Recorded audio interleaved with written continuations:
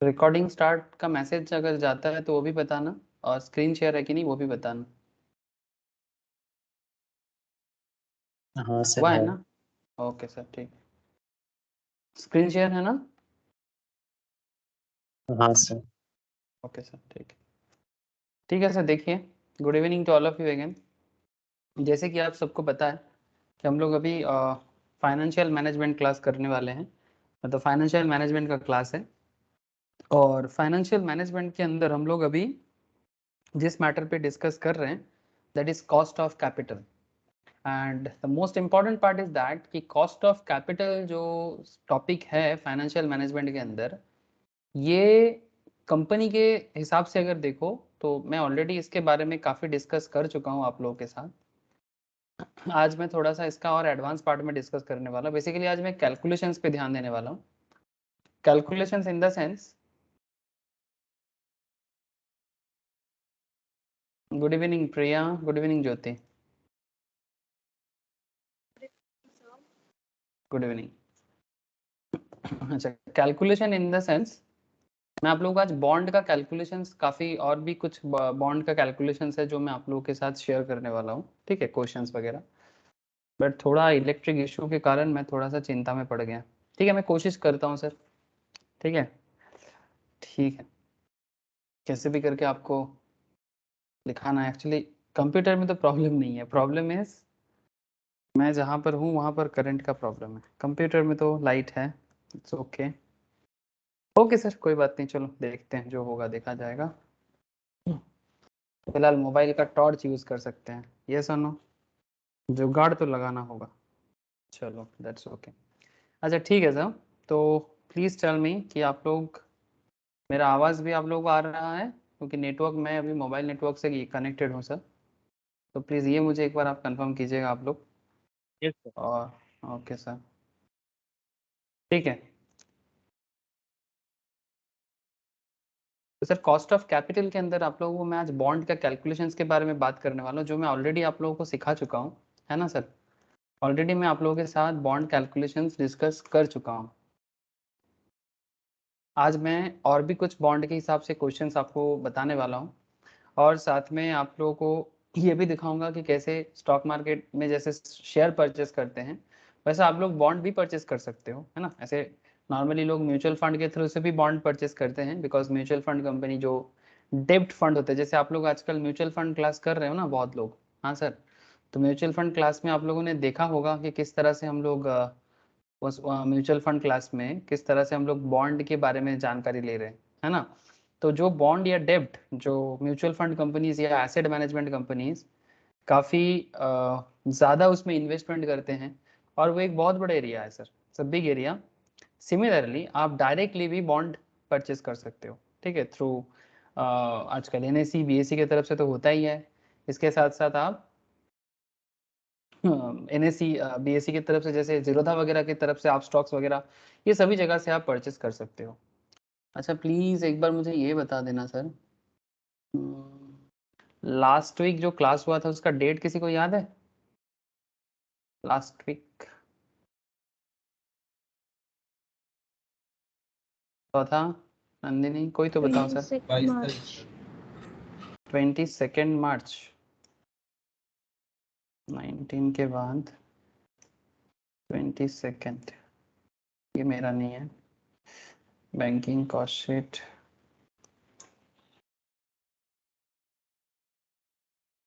अच्छा ठीक है, मैं न्यू बोर्ड ले लेता हूँ अभी।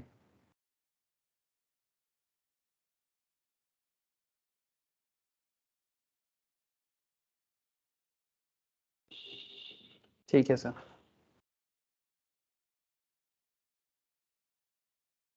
तो चलो मैं आपको एक एक करके बताता हूँ कि किस तरह से हम लोग मार्केट में, जैसे कि अगर आप जीरोधा कॉइन से भी कर सकते हैं, है ना, या फिर आप एनएससी बॉन्ड के थ्रू से परचेस करते हैं। जैसे यहाँ पर एक बॉन्ड देख सकते हैं आप, दिखाई दे रहा है ना, 6.67 गवर्नमेंट सिक्योरिटी 2035 में ये बेसिकली मैच्योर करेगा। आपको इंडिकेटिव यील्ड दिख रहा होगा, ठीक है, मतलब ये बॉन्ड कितना यील्ड कर रहा है, कर दे सकता है मार्केट से, ऑलमोस्ट 87% के आसपास। बीट क्लोज होने वाला है 7 अप्रैल 2022 में, मतलब अभी ओपन है ये बॉन्ड को परचेस करने का डेट, ठीक है। यूनिट लिमिट देख सकते हैं आप, कितना यूनिट का आप परचेस कर सकते हो, ठीक है। इस तरह से आप यहाँ पर प्लेस कर सकते हैं ऑर्डर। दिखाई दे रहा है ना आप लोगों को? हाँ, ये काफ़ी श्योर शॉर्ट होते हैं सरकारी बॉन्ड वगैरह, ठीक है। गवर्नमेंट बॉन्ड है, इसी तरह से कॉरपोरेट बॉन्ड्स भी होते हैं, ठीक है, जो प्राइवेट कंपनी इशू करते हैं या गवर्नमेंट कंपनी इशू करते हैं, है ना। ये सब चर्चा तो जो मैं कर रहा हूँ ना, ये बॉन्ड के क्लास आजकल बहुत ज़्यादा मैंने चर्चा किया म्यूचुअल फंड में। जो लोग भी म्यूचुअल फंड क्लास करते हो, अगर कोई म्यूचुअल फंड क्लास नहीं करते तो उनको मैं बताऊंगा कि आप वो सब क्लास ज़रूर रेफर करें, ठीक है। और म्यूचुअल फंड क्लास अगर करते हो तो फिर ज़रूर आप रिवाइज करें। आपको वहाँ पर बॉन्ड का क्या मार्केट स्ट्रक्चर है, कितना तरह का बॉन्ड का कॉन्सेप्ट है, ठीक है। गवर्नमेंट डेब्ट, बेसिकली डेब्ट मार्केट है ना। ये जो कॉस्ट ऑफ कैपिटल चैप्टर है, ठीक है, CS या CA में आप लोग जो कॉस्ट ऑफ कैपिटल पढ़ते हो, यहाँ पर आप लोगों के लिए 4 मेनली एरिया है जो मार्केट से कंपनी पैसा रेस करते हैं, ठीक है। एक आपका डेब्ट कैपिटल हो जाता है, एक आपका प्रेफरेंस शेयर्स हो जाते हैं, एक आपका इक्विटी हो जाता है और एक आपका रिटर्न अर्निंग हो जाता है। सो मैं आप लोगों के साथ में फिलहाल जो डिस्कस कर रहा हूँ वो डेब्ट एरिया में डिस्कस कर रहा हूँ, दैट इज कॉस्ट ऑफ डेब्ट। कॉस्ट ऑफ डेब्ट में मैं आपको क्या सिखा रहा हूँ कि कंपनी जब मार्केट से डेब्ट इशू करते हैं, ठीक है, कंपनी को मार्केट से डेब्ट इशू करना है और बदले में जो आप मतलब हम लोग जैसे या फिर कोई कंपनी कॉर्पोरेट, एक कॉर्पोरेट भी दूसरे कॉर्पोरेट को लोन प्रोवाइड करते हैं, है ना सर। एक कॉर्पोरेट भी दूसरे कॉर्पोरेट को लोन प्रोवाइड करते हैं। Now point is that company जब मार्केट से डेब्ट इशू करते हैं मार्केट में, तो जो परचेस करते हैं, जो इन्वेस्टर्स, जो डेब्ट के इन्वेस्टर्स होते हैं, ठीक है, डेब्ट का जो इन्वेस्टर्स होते हैं, क्या उनको डेब्ट परचेस करना चाहिए, है ना। इट्स अ बिग क्वेश्चन ना सर, कि क्या डेब्ट परचेस करना चाहिए। अगर डेब्ट परचेस करते हैं तो उसका वैल्यूएशन कैसे करना है। सिमिलरली आगे आगे जैसे डेब्ट में अभी बॉन्ड डिवेंचर में बात चल रहा है, धीरे धीरे मैं आपको प्रेफरेंस शेयर भी सिखाऊंगा, इक्विटी भी सिखाऊंगा, रिटर्न अर्निंग भी बताऊंगा, ठीक है। तो फिलहाल चलो मैं आपको कॉस्ट ऑफ डेब्ट में जो चर्चा चल रहा है, ये बहुत मतलब काफी इंपॉर्टेंट एरिया चल रहा है। इसके अंदर मैंने आप लोगों को ऑलरेडी यील्ड टू मैच्योरिटी, ठीक है सर, इंट्रिंसिक वैल्यू, ये सब सिखा चुका हूँ ना सर। हाँ, यील्ड टू मैच्योरिटी क्या होता है, इंट्रिंसिक वैल्यू कैसे कैलकुलेट करते हैं, टाइम वैल्यू ऑफ मनी का इस्तेमाल कैसे होते हैं, ये सब डिस्कशंस मैं आप लोगों के साथ कर चुका हूँ, ठीक है। कैलकुलेशन टेक्निक भी मैं आपको time value of money technique के थ्रू से कैसे किया जाता है, ठीक है, present value, future value, is all kind of concept हम लोग क्लास में डिस्कस करते आ रहे हैं, ठीक है। तो अभी आपके साथ मैं कॉस्ट ऑफ डेब्ट, ठीक है, कॉस्ट ऑफ लॉन्ग टर्म डेब्ट, बेसिकली ये सब क्या है, लॉन्ग टर्म डेब्ट है। जैसे आप यहाँ पर देख सकते हो गवर्नमेंट जो रिसेंट जो मार्केट में अभी ऑफर चल रहा है, ठीक है, जैसे ये सब सरकार का है और काफी लॉन्ग टर्म है। आप देख सके यहाँ पर देखो, ये 2026 में मैच्योर होने वाला है, ये 2051 में इसका रिटर्न भी थोड़ा ज़्यादा दे रहा है, ठीक है। ये आप 2028 का है, ठीक है, रिटर्न थोड़ा सा कम है, 2026 का भी है। तो इस तरह से डिफरेंट गवर्नमेंट का बॉन्ड अभी आ रहा है। अगर आप NSE के साइड में विजिट करोगे, वहां पर आपको करेंटली मार्केट में जो ट्रेड होता है, ठीक है, कॉर्पोरेट बॉन्ड NSE या BSE के साइड में जाओगे, आप वहां से भी देख सकते हो कि किस तरह से मार्केट में बॉन्ड ट्रेड होता है, और ट्रेडेड बॉन्ड भी आप मार्केट से परचेस कर सकते हो, ठीक है। सो ये सब एरिया मैं आपको हर एक क्लास में बताता रहता हूँ, आज भी बता रहा हूँ। थोड़ा सा स्लो नेट थोड़ा स्लो चलेगा सर। क्या आप लोगों का मेरा कनेक्शन टोटली बना हुआ है सर? मैं कैमरा भी ऑन नहीं कर पा रहा हूँ बिकॉज इतना नेटवर्क स्पीड है नहीं। आवाज आ रहा है क्या, या फिर ऐसा तो नहीं है कि मैं बोले जा रहा हूँ आपको कुछ सर सुनाई आ नहीं दे रहा रहा है? है। क्लियरली आ रहा है ना? ठीक है सर। हाँ सर। जैसे देखो सर, ये NHAI का बॉन्ड है, ठीक है, IIFL का बॉन्ड है, ठीक है। ऐसे नितिन गडकरी जानते हैं ना आप लोग, जो हमारे ट्रांसपोर्ट मिनिस्टर है ना सर, इंडिया के। तो नितिन गडकरी ने काफ़ी अच्छा कल पार्लियामेंट में मैं सुन रहा था कि वो ऐसे बता रहे कि आजकल मतलब NHAI बैंक से ज़्यादा इंटरेस्ट प्रोवाइड कर रहे हैं। सो काफ़ी इंटरेस्टिंग बात था, सुन के अच्छा लग रहा था। सो आप देख सकते हैं यहाँ पर कूपन रेट देखिए, NHAI का 7.60, सीरियसली बैंक से अच्छा दे रहा है, ठीक है। आप देखें यहाँ पर, ये जनवरी 2031 में मैच्योर करने वाला है, रेटिंग भी अच्छा है बॉन्ड का, मार्केट वैल्यू भी देख सकते हैं आप, वॉल्यूम भी देख सकते हैं, ठीक है। 1220 का प्राइस चल रहा है, काफी पॉजिटिव चेंज भी है इसका, मतलब मार्केट में काफी पॉजिटिव ग्रोथ है बॉन्ड का। सो इस तरह से आपको different kind of bond market से परचेस करने को मिल सकता है, ठीक है। Government bond, corporate bond, there are various options. लेकिन सर तो फिर हमारे इसके साथ क्या कनेक्शन है सर? वही तो बात है, कंपनी मार्केट में इशू करता है, कंपनी को चाहिए पैसा, बेसिकली ये क्या है, कंपनी को चाहिए लोन, ठीक है। ये है कंपनी, से फॉर एग्जांपल ये कंपनी की साइड से है और एक इन्वेस्टर का साइड है। तो इन्वेस्टर के पास एक्स्ट्रा पैसा है, हाँ सर, ऑब्वियसली आपका एक्स्ट्रा पैसा ही आप मार्केट में डालोगे, है ना। जो पैसा आपको रोजी रोटी है या फिर आपका खाने पीने का खर्चा है वो थोड़ी ना आप मार्केट में डाल सकते। खाने पीने का पैसा, फैमिली को देखभाल करने का पैसा कभी भी कोई मार्केट में नहीं डालता। मार्केट में आपको वही पैसा डालना पड़ता है जो आपका एक्सेस होता है, एक्स्ट्रा होता है। तो your surplus money should be transfer to those जिनका जरूरत है। कंपनी के पास क्या है, जैसे बहुत सारी कंपनी के पास पैसे का शॉर्टेज है, कैपिटल शॉर्टेज है, तो उनको अलग अलग बिजनेस के लिए शॉर्टेज कैपिटल को भरपाई करना है, तो वो मार्केट में बॉन्ड इशू करेगा। लेकिन कंपनी के लिए उसका एक कॉस्ट आता है ना। तो एज ए फाइनेंस मैनेजर आप लोगों के लिए एक बहुत ही वाइटल डिसीजन होता है कि कंपनी को ये कैपिटल मार्केट में इशू करना चाहिए कि नहीं चाहिए, या फिर एज एन इन्वेस्टर दोनों कॉन्सेप्ट ही है। एज एन इन्वेस्टर्स क्या ये बॉन्ड परचेस करना चाहिए कि नहीं करना चाहिए, ठीक है। दीज आर दी थिंग्स, ठीक है, जो वाइटल कॉन्सेप्ट है यहाँ पर। तो मैं आपके साथ आगे आगे बहुत सारा क्वेश्चंस और एग्जांपल्स डिस्कस करने वाला हूँ, लेकिन अभी मैं आपको एक क्वेश्चन लिखाऊंगा, आप प्लीज मेरे साथ साथ क्वेश्चन लिखिए और कोशिश कीजिए बॉन्ड का आंसर देने का, ठीक है सर। चलिए सर, ओके। एक क्वेश्चन जरूर लिखे सर मेरे साथ साथ।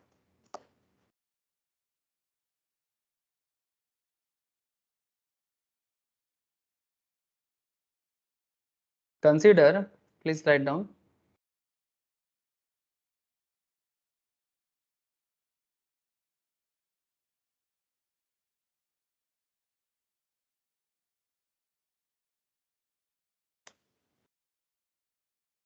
बस थोड़ा मुश्किल है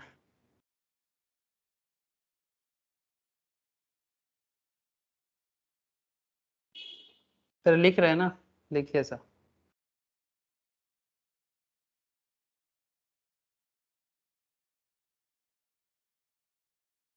कॉस्ट ऑफ कैपिटल, ठीक है, cost of capital example basically. वैसे हर क्लास में काफ़ी सारे एग्जाम्पल मैंने करवाया आपको, investors point of view, companies point of view. तो आज भी एक क्वेश्चन लिखो, consider a bond, consider a bond with the following features, with the following feature.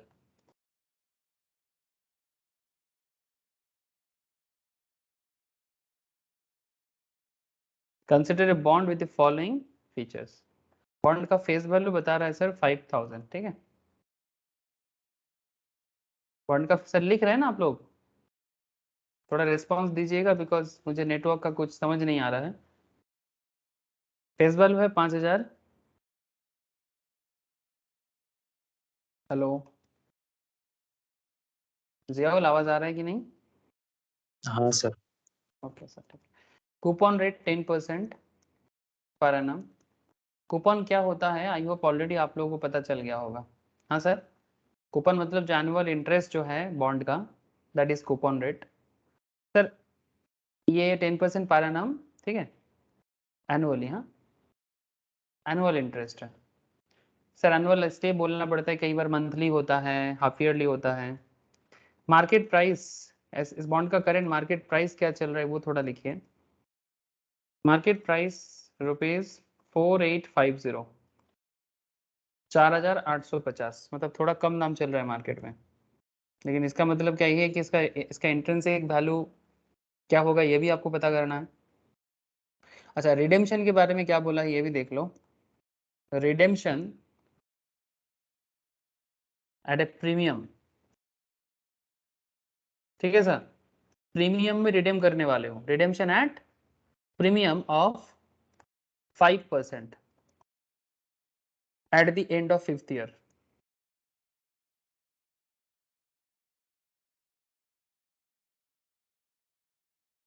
At the end of 5th year.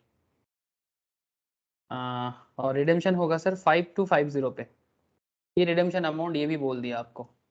सो काफी सारा इंफॉर्मेशन आपको दे दिया। अभी आपको क्वेश्चन में क्या पूछते हैं वो उसका जवाब दो। पहला क्वेश्चन पूछा है, if the yield on similar bonds, if the yield on similar bonds, similar bond market में क्या रिटर्न देता है या यील्ड कितना देता है वो बहुत वाइटल है sir.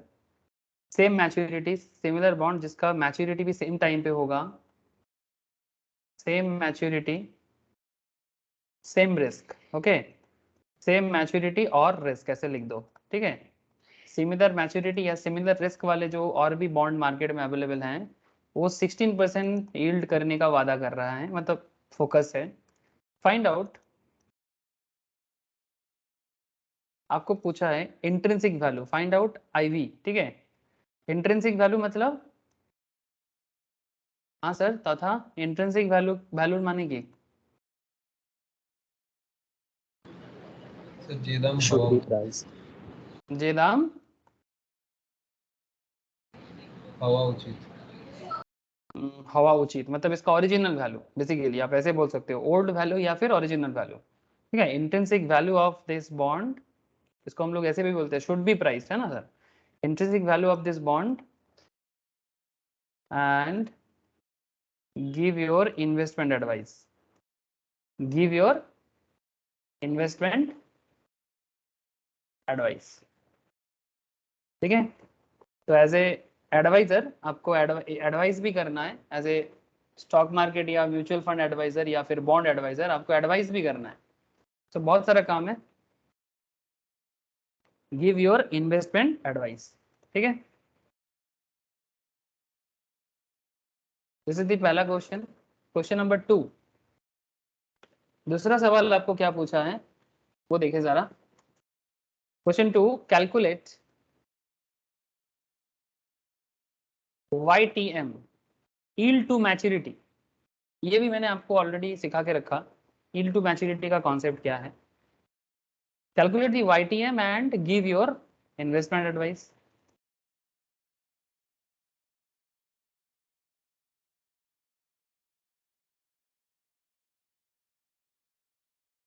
Very good sir. So next question is find out post tax KD, post tax KD, KD means क्या है सर, बोलो सर। कॉस्ट ऑफ डेब्ट, Cost of debt. Thank you sir, cost of डेब्ट। अच्छा, साथ में ये भी बोला है फ्लोटेशन कॉस्ट, मतलब मार्केट में कोई भी बॉन्ड हो, शेयर हो, ठीक है, इसको फ्लोट करने का खर्चा होता है, वो भी बोल दिया सर। इफ फ्लोटेशन कॉस्ट, मतलब मार्केट में हर एक बॉन्ड को, डिवेंचर को, इक्विटी को एक फ्लोट करने का खर्चा होता है। If flotation cost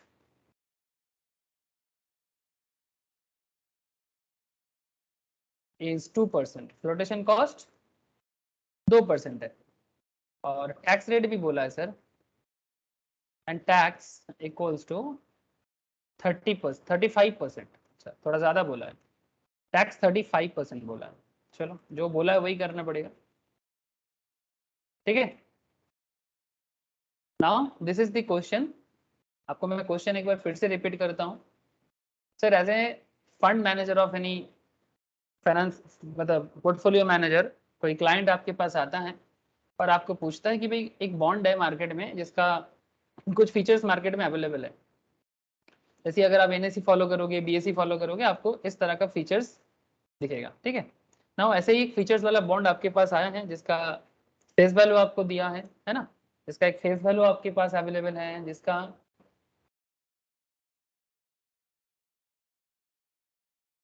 coupon rate आपको अवेलेबल है, ठीक है। कूपन 2 बार हो गया क्या, 10%।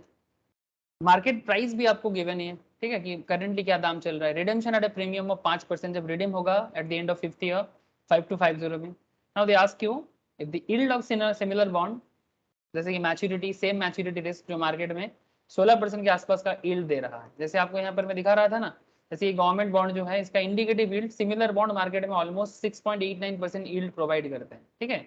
अब ये यील्ड क्या होता है आप ना पूछो, बिकॉज आपको मैं प्रीवियस लेक्चर्स में ऑलरेडी बता चुका हूँ, ठीक है, कि ये यील्ड क्या होता है, ठीक है। इंटरनल रिटर्न देने का जो पावर है, that is yield to maturity या YTM, ठीक है। हर एक बॉन्ड का एक इंटरनल रिटर्न प्रोवाइड करने का पावर होता है, IRR के नाम से भी जाना जाता है। इंट्रिंसिक वैल्यू इसका क्या है, अगर yield to maturity, sorry, yielding अगर 16% है तो इसका इंट्रिंसिक वैल्यू क्या होगा, कैलकुलेट करके बताओ। YTM क्या है और आपका इन्वेस्टमेंट डिसीजन बताओ।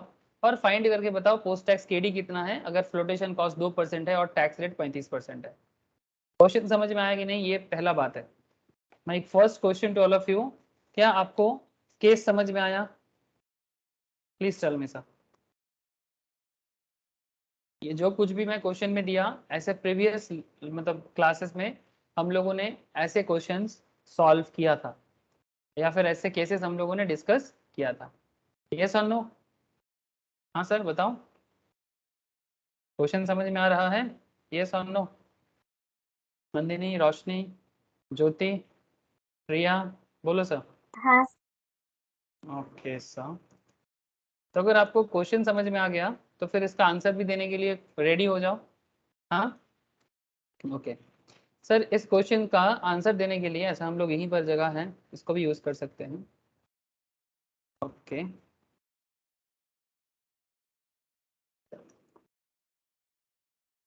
चलो,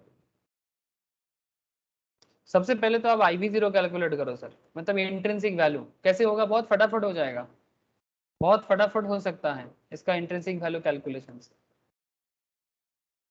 कैसे करोगे सर? आप देखो यहाँ पर बॉन्ड का कूपन रेट कितना बोला, please tell me sir, what is the coupon rate? 10%. 10%। 10%. और रिडेम्पशन वैल्यू कितना है?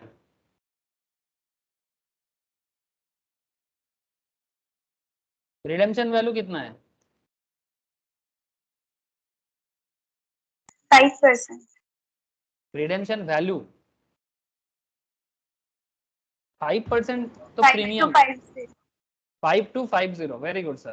तो इंट्रिंसिक वैल्यू कैलकुलेट करने के लिए आपको दो चीज चाहिए होता है ना सर, एक आपका जो कूपन रेट है, ठीक है, दैट इज 500। हाँ सर, क्या कूपन रेट 500 है? कैसे मिला? 500 कहाँ से आया? 5000 का 10% जो आपको एनुअल इंटरेस्ट कूपन रेट के थ्रू से मिलता है। आप यहाँ देख सकते हैं हर एक बॉन्ड पे आपको एक कूपन रेट दिखेगा, हर एक बॉन्ड पे आपको एक कूपन रेट दिखेगा, दिख रहा है ना, जो एनुअली आपको फेस वैल्यू के ऊपर नॉर्मली मिलता है। तो इस केस में बॉन्ड का फेस वैल्यू कितना है? 5000 है ना। हमारे इस क्वेश्चन में बॉन्ड का वैल्यू कितना है? 5000। तो 5000 का 10% तो कितना है? 500। तो इसको क्या करना है, ये तो आप लोग पहले क्लासेस में कर चुके हो, अगर किसी ने प्रीवियस लेक्चर्स मिस किया तो प्लीज एक बार करना सर। सर ये 500 का आपको एन्युटी फैक्टर करना है, PVIF है, present value interest factor of annuity, ठीक है, present value interest factor of annuity, ठीक है। इसको एनुइटी करो, कितने रेट में करोगे एनुइटी, मतलब इस 500 का आपको वैल्यू कैलकुलेट करना है। कैसा वैल्यू? जिसमें आप प्रेजेंट वैल्यू कैलकुलेट करोगे। ये तो आपको एवरी ईयर मिलता जाएगा, तो जो एवरी ईयर आपको 500 500 करके मिलता जाएगा उसका आज का वैल्यू कितना है ना। 500 इंटरेस्ट का मतलब क्या है, जो आपको हर साल मिले, ये सब बात मैं पहले कर चुका हूँ, इसलिए मैं ज्यादा डिटेल्स में नहीं जाना चाहता, ठीक है। बिकॉज प्रीवियस जो जो 2-3 लेक्चर्स हुआ है कॉस्ट ऑफ कैपिटल में या फिर टाइम वैल्यू ऑफ मनी पे, वहां पर ये सब चर्चा काफी डिटेल्स में करके रखे हैं। कितने रेट में इसको आप डिस्काउंट करोगे? सिमिलर बॉन्ड मार्केट में जो रिटर्न देता है, सिमिलर बॉन्ड मार्केट में जो रिटर्न देता है उसी रेट में करोगे ना। सिमिलर बॉन्ड का मार्केट में रिटर्न देने का कितना कितना रेट है,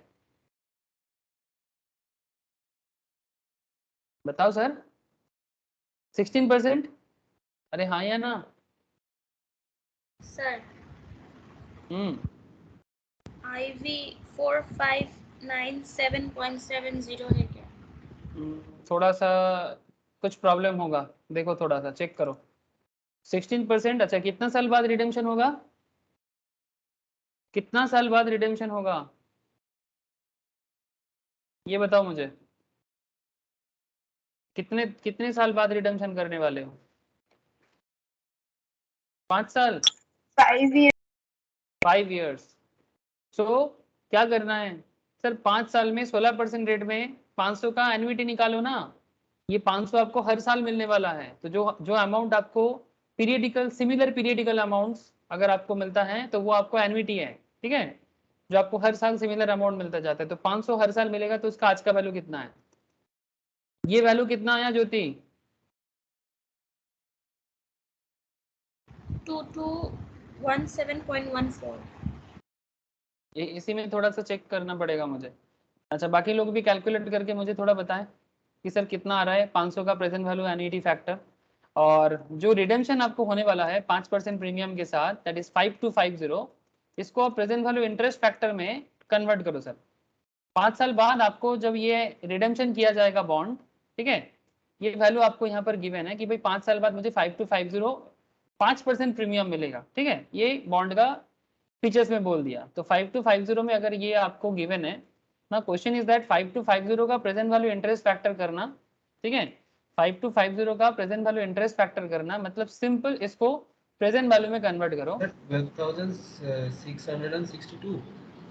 और तो 12,000 हाँ सर। ना, क्या मेरे को आंसर आज पे? सर 4716.73।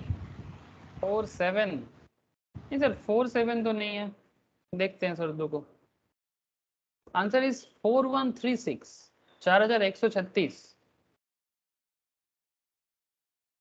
सर 500 को 16% रेट पे 5 साल का एन्युटी तो करो, आप लोग कैसे कर रहे हो? कैलकुलेटर में चलो, 16% मतलब 16 डिवाइडेड बाई 100 है ना, ये सब भूलने से थोड़ी होगा। फाइनेंस में जितना दिन फाइनेंशियल मैनेजमेंट पढ़ोगे ना, not just financial management, stock market पढ़ना है, फाइनेंशियल मैनेजमेंट करना है, म्यूचुअल फंड पढ़ना है, पर्सनल फाइनेंस पढ़ना है, ये पीछा नहीं छोड़ेगा, इतना मैं आपको बार बार बोलूंगा, ठीक है। तो 0.16 + 1 मतलब अगर आप 1 टका इन्वेस्ट करते हो तो आपको 16 पैसा रिटर्न में मिलता है, टोटल कुल मिला के 1 टका 16 पैसा। इसको डिवाइड करो, ठीक है, 2 बार डिवाइड दे दो क्योंकि आपको डिस्काउंट करना है, फिर इक्वल एम प्लस करते जाना है। अगर सर, जीटी है, हाँ बोलो। 1637 आया। 1637 हाँ 5th ईयर का, 5 साल का, हाँ मतलब 5 इक्वल एम प्लस 1 बार, ठीक है, इक्वल एम प्लस 2 बार, इक्वल एम प्लस 3 बार, 3.274। तो 3.274। 3.274 मतलब এটা কি বলছিস তুই, ফ্যাক্টরটা হ্যাঁ স্যার। ওটার সাথে 500 ইনটু করো, 500 को इनटू करके इंटू तो कितना, करो। हाँ इनटू करके कितना आ रहा है सर 1637.14। 1637.14, सबका क्या यही आया? हाँ ओके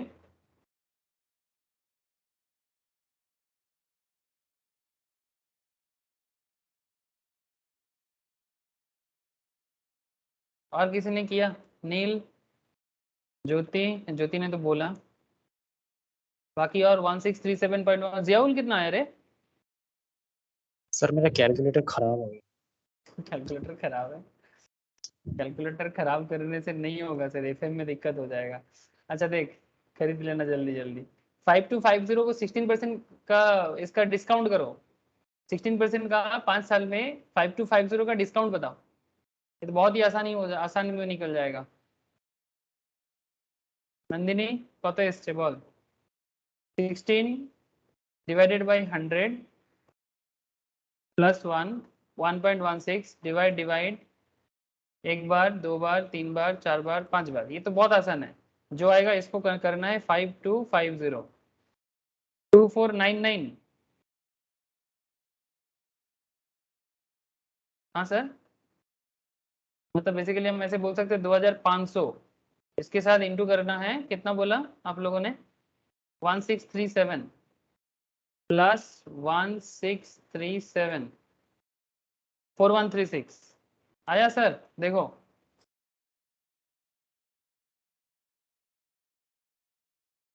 मैच किया आंसर। मतलब क्या किया क्या हम लोगों ने, ये मैं पिछले क्लासेस में भी समझाया, टाइम वैल्यू ऑफ मनी पे भी समझाया। मतलब जो ये इसको बोलते हैं sir present value of any value, present value of any value, future में जो वैल्यू आपको दिख रहा है ना उसको आज में कन्वर्ट करो सर, ठीक है। मतलब आप आपका भविष्य तो देख रहे हो, बट अगर भविष्य को आप आज में कन्वर्ट करते हो तो उसका जो मतलब निकलता है वही है प्रेजेंट वैल्यू कैलकुलेशन। इसमें हम लोगों ने 2 तरह का प्रेजेंट वैल्यू कैलकुलेट किया, एक एन्युटी फैक्टर के थ्रू से और एक इंटरेस्ट फैक्टर के थ्रू से। एन्युटी फैक्टर तब करना पड़ता है जब आपको सिमिलर इक्वल वैल्यू हर साल आपको मिलेगा। एन्युटी में काफी मार्केट में पैसा मिलता है सर, है ना, एवरी ईयर। जैसे ये बॉन्ड वगैरह क्या चल रहा है, ये सब आपको एवरी ईयर इतना परसेंटेज करके प्रोवाइड करेगा, है ना। These are your annuity types, कि हर साल इतना इतना परसेंटेज में आपको कूपन रेट मिलेगा, है ना। तो ये एन्युटी कॉन्सेप्ट है। अच्छा, मैं एक बार नेटवर्क को थोड़ा चेंज कर रहा हूँ, हाँ, आप लोग बने रहिएगा। मैं अभी 2 मिनट में नेटवर्क चेंज करके आपके सामने आता हूँ।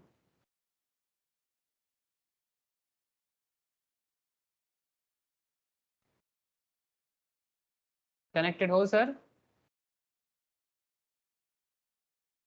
हाँ सर। ओके, ठीक है सर। तो बेसिकली बात वही है कि आप जो वैल्यू आपको मिल रहा है ना, आपको वो वैल्यू को आप प्रेजेंट में कन्वर्ट करो। 500 ईच एंड एवरी ईयर 5 साल तक मिलेगा। रेट क्या नहीं है, जो आपको एक्सपेक्टेड यील्ड है ना, एक्सपेक्टेड यील्ड है। जैसे यहाँ पर आप देख सकते हैं, पर indicated yield, expected yield is very important. जैसे ये मार्केट में अभी मार्केट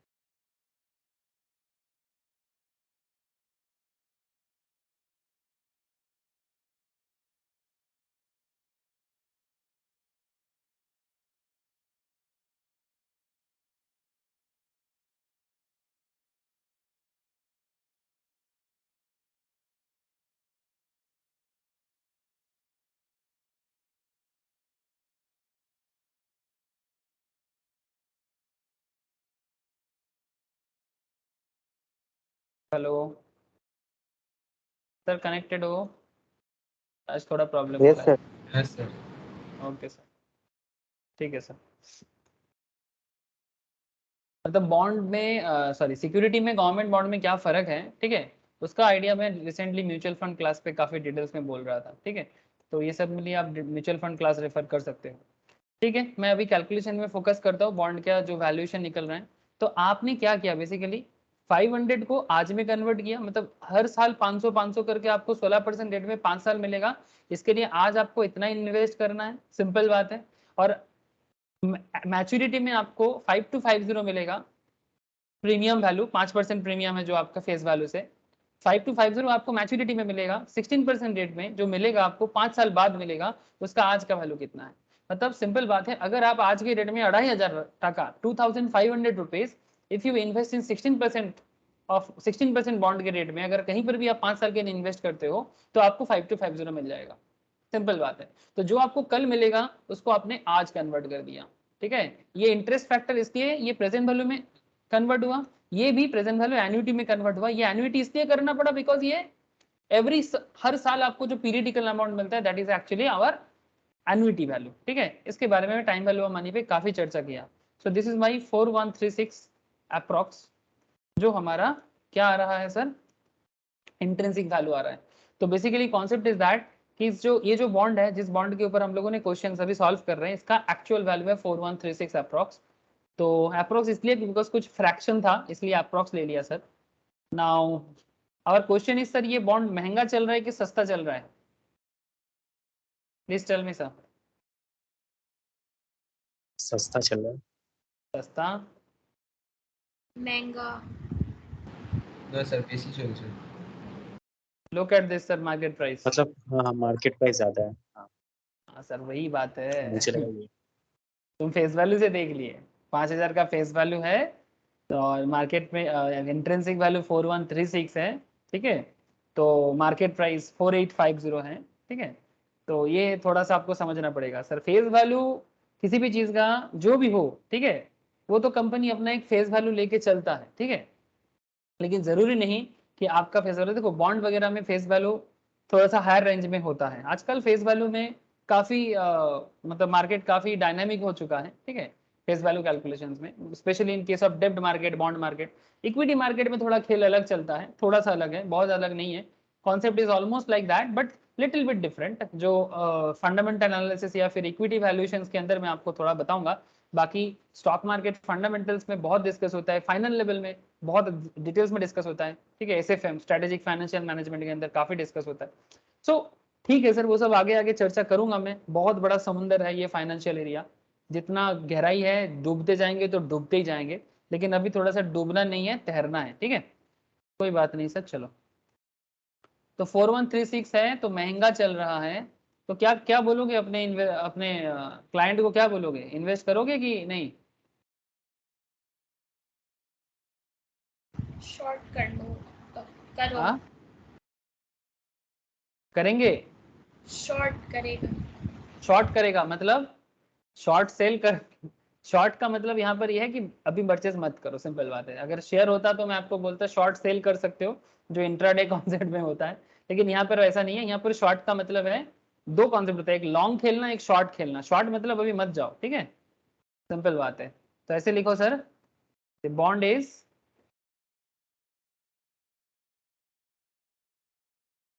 ट्रेडिंग रिच, महंगा चल रहा है, एक्सपेंसिव है, and investor should go short. ठीक है, धीरे चलो, अभी ये बॉन्ड परचेस करने का टाइम नहीं आया, इन्वेस्टर शुड गो शॉर्ट। अगर सस्ता पड़ता तो खरीदने के लिए बिल्कुल हाँ बोल देते। ठीक है सर। देखो सर, बॉन्ड मार्केट का कॉन्सेप्ट और इक्विटी मार्केट का कॉन्सेप्ट में थोड़ा फर्क है, एकदम इक्वल नहीं है, बिकॉज दोनों का कैरेक्टर भी काफी अलग है। तो जब मैं कॉस्ट ऑफ इक्विटी बताऊंगा ना आपको, तब आपको मैं इक्विटी के बारे में भी कुछ वैल्यूएशन जरूर सिखाऊंगा। ठीक है, ओके। क्वेश्चन नंबर 2 सर, दूसरा क्या सवाल है हमारे यहाँ पर? Calculate YTM and give your investment advice. आपको यील्ड टू मैच्योरिटी कैलकुलेट करना है कि ये जो बॉन्ड है इसका यील्ड टू मैच्योरिटी क्या होगा, मतलब एक्सपेक्टेड यील्ड आपको कैलकुलेट करना है। मैं आपको ऑलरेडी यील्ड टू मैच्योरिटी का कॉन्सेप्ट लिखा चुका हूँ, मतलब आपकी कॉपी में आप चेक करोगे, यील्ड टू मैच्योरिटी का मतलब क्या है आपको मैं बता दिया है ना। बाकी आप मार्केट में जब भी कोई बॉन्ड परचेस करने जाओगे, उसका यील्ड के बारे में आपको जरूर एक आइडिया मिलेगा।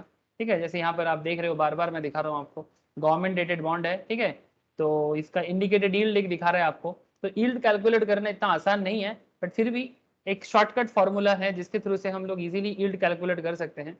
ऐसे तो यील्ड कॉन्सेप्ट कैलकुलेट करने के लिए आपको IRR या इंटरनल रेट ऑफ रिटर्न का भरोसा कर, मतलब सहारा लेना पड़ता है, but okay, but because there is a formula for YTM, so we must use that. ठीक है, तो YTM का क्या कॉन्सेप्ट है? Interest plus F minus P divided by N whole divided by F plus P divided by 2। तो इसमें आपको हर एक का मतलब पता है कि नहीं? पहले भी कर चुके हो। ईच एंड एवरी पॉइंट का मतलब क्या है? एफ मतलब क्या है बोलो तो? एफ का मतलब क्या है बोलो? Redemption amount. Thank you sir, F मतलब आपका redemption amount. Now please tell me, redemption क्या है आपका?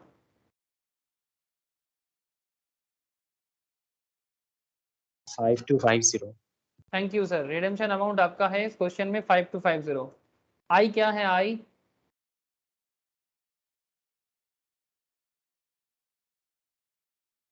Coupon rate. हाँ बोलो। YTM 10%। 13.86%। कुछ गड़बड़ है अगेन। सर जल्दबाजी मत करो, सही करने का कोशिश करो, हड़बड़ी में गलत हो रहा है। I equals to coupon rate. Coupon rate कितना बोला जियावल?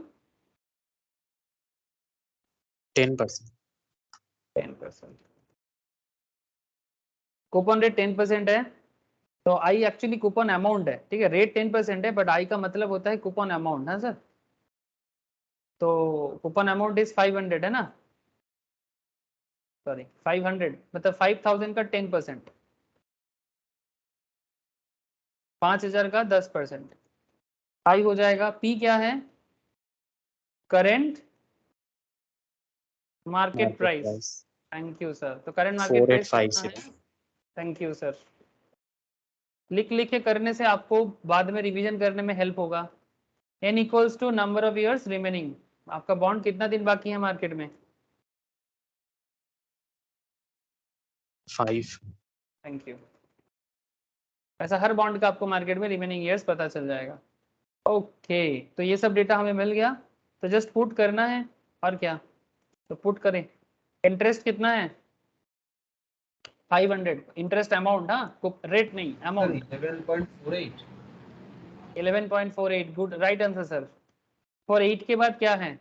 8 के बाद अगर 5 है तो 49 होगा, 51 सर। तो 49 कर लेना। 500 plus F minus P. F कितना है? 5250। जस्ट पुट करो सर। पी कितना है? 4850 whole divided by N. N मतलब 5 whole divided by again 5250 plus 4850 whole divided by 2. just solve this. ज्योति अब तो आ जाना चाहिए, कितना आया?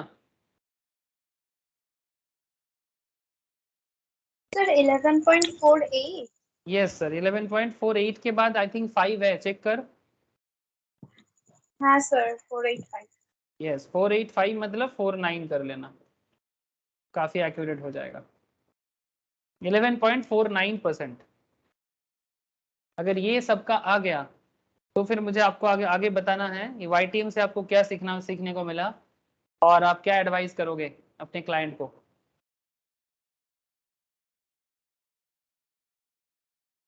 प्लीज कोई तो मुझे बताओ. YTM मैं पहले भी सिखा चुका हूँ क्लास में, इसलिए बार बार पूछ रहा हूँ. अगर YTM 11.49 है हमारे क्वेश्चन में, डेटा आपके पास है, ये हमें क्या एडवाइस देता है, क्या डिसीजन मेकिंग देता है? कोई तो बताए मुझे. इन्वेस्ट नहीं करेगा क्योंकि सिमिलर बॉन्ड 16% दे रहा है. Thank you Jyoti, thank you. ऐसे एनालिसिस इस तरह से आपको समझना पड़ेगा. सिमिलर बॉन्ड मार्केट में 16% यील्ड देता है और हमारा बॉन्ड मार्केट में 11.49 यील्ड देने का बोल रहा है, तो हम बेटर ऑप्शन चूज करेंगे ना, क्योंकि मार्केट में सिमिलर बॉन्ड 16% यील्ड प्रोवाइड कर सकता है या कर रहा है, तो फिर इसको नहीं किसी और बॉन्ड पे जाना चाहिए, 11.49 को इग्नोर कर देना चाहिए. तो आई होप क्लियर है. ठीक है, तो इससे हमें ये पता चल गया कि ये bond is not good enough for investment, because इससे अच्छा बॉन्ड मार्केट में अवेलेबल है. तो आपका डिसीजन क्या होगा? फाइनेंस में डिसीजन एक बहुत बड़ा, बिकॉज फाइनेंस किया ही जाता है, financial management is a decision making subject sir. इसमें डिसीजन लेने के लिए ये सब्जेक्ट पढ़ना पड़ता है, नहीं तो अकाउंट्स अकेला ही बहुत काम कर देता है. अकाउंट्स में आप सारा का सारा कैलकुलेशन कर लेते हो, सब कुछ है अकाउंट्स में, लेकिन अकाउंट्स में जो है नहीं वो है डिसीजन मेकिंग. अकाउंट्स का डिसीजन मेकिंग एक्चुअली फाइनेंस करते हैं.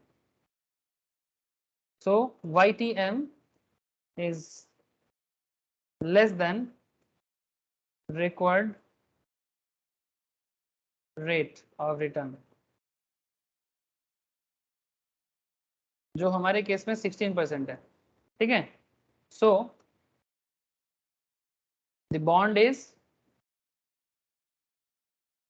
ट्रेडिंग रिच, महंगा चल रहा है ना, कम रिटर्न दे रहा है, इसका मतलब महंगा चल रहा है. And investor should go short, ये तो इंट्रिंसिक वैल्यू से भी समझ में आ गया था. इन्वेस्टर शुड गो शॉर्ट और शुड नॉट बाय नाउ. तो ये हो गया YTM का कैलकुलेशन. बढ़िया है सर, समझ में आ गया सबको, मैं आगे बढ़ सकता हूँ. हमारा लास्ट क्वेश्चन इस एग्जाम्पल का तीसरा सवाल. क्या है तीसरा सवाल? Find out the post tax KD. Find out the post tax KD. Sir आपको पोस्ट टैक्स केडी पूछा है. अच्छा ये दूसरा यहाँ पर जगह था, मैं दूसरा पेज में चला गया, एक सेकंड. पोस्ट टैक्स केडी बताओ, अगर फ्लोटेशन कॉस्ट 2% है तो किसका जवाब मुझे मिलता है? I am waiting. बोलो सर. सर 8.5%. 8.5. 8.5. हाँ 8.5 is the right answer. 8.5 is the right answer sir. Very good दादा. ये क्वेश्चन नंबर 2 था. अभी हमको जाना है क्वेश्चन नंबर 3 पे. अच्छा यहीं पर जगह है, मैं यहीं पर कर देता हूँ क्वेश्चन 3. अच्छा क्वेश्चन 3 में KD, post tax KD calculate करने के लिए क्या करना पड़ेगा? ज्यादा कुछ नहीं करना है, हमको पीनेट चाहिए. पीनेट मतलब, पीनेट का क्या मतलब है? लिख लो सर, अगर ऐसा नहीं किए तो लिख लो, आगे बहुत सारा क्वेश्चन आएगा ऐसे पीनेट वाला, तो या फिर एग्जाम में भी आपको ऐसे क्वेश्चन देखने को बार बार मिल सकता है. पीनेट का मतलब होता है मार्केट प्राइस ऐसे तो 4850 है ना, लेकिन क्या नेट मार्केट प्राइस 4850 है? Please tell me. क्वेश्चन में आपको मार्केट प्राइस बता रहा है 4850, बट क्या एग्जैक्टली मतलब नेट मार्केट प्राइस 4850 है या उससे कम होगा? सर 2% मार्केट में लाने का खर्चा है. मार्केट में फ्लोट करने का, चाहे बॉन्ड हो इक्विटी हो, हर चीज को फ्लोट करने में कॉस्टिंग आता है कि नहीं आता है ना. जो भी मार्केट में बॉन्ड को फ्लोट करता है, जो भी म्यूचुअल फंड कंपनी हो, अंडरराइटर्स हो, ठीक है, बेसिकली अंडरराइटर्स होते हैं, ठीक है, जो भी इसको फ्लोट करते हैं उसको एक कॉस्ट आता है सर, तो उस कॉस्ट है 2%। सो अगर 2% अगर फ्लोटेशन कॉस्ट है तो नेट वैल्यू क्या हो जाएगा इसका 98%। सही है कि नहीं बोलो? बॉन्ड का टोटल प्राइस है 4850, हाँ सर। समझो सर, बॉन्ड का टोटल मार्केट प्राइस है 4850, इसको मार्केट में फ्लोट करने का खर्चा आया था, ये देखो मतलब सर, फ्लोट करने का खर्चा है 2%। तो अगर फ्लोट करने का खर्चा 2% है तो एक्चुअली नेट प्राइस कितना हो जाएगा? तो नेट प्राइस के लिए हमें क्या करना पड़ेगा? कुछ नहीं, जो मार्केट प्राइस है उसका 98% निकाल लो, मार्केट प्राइस का 98% निकाल लो, आ जाएगा, कितना आएगा? 4753। कोई कंफर्म करना मुझे। सर 4750 এসেছিল। 4750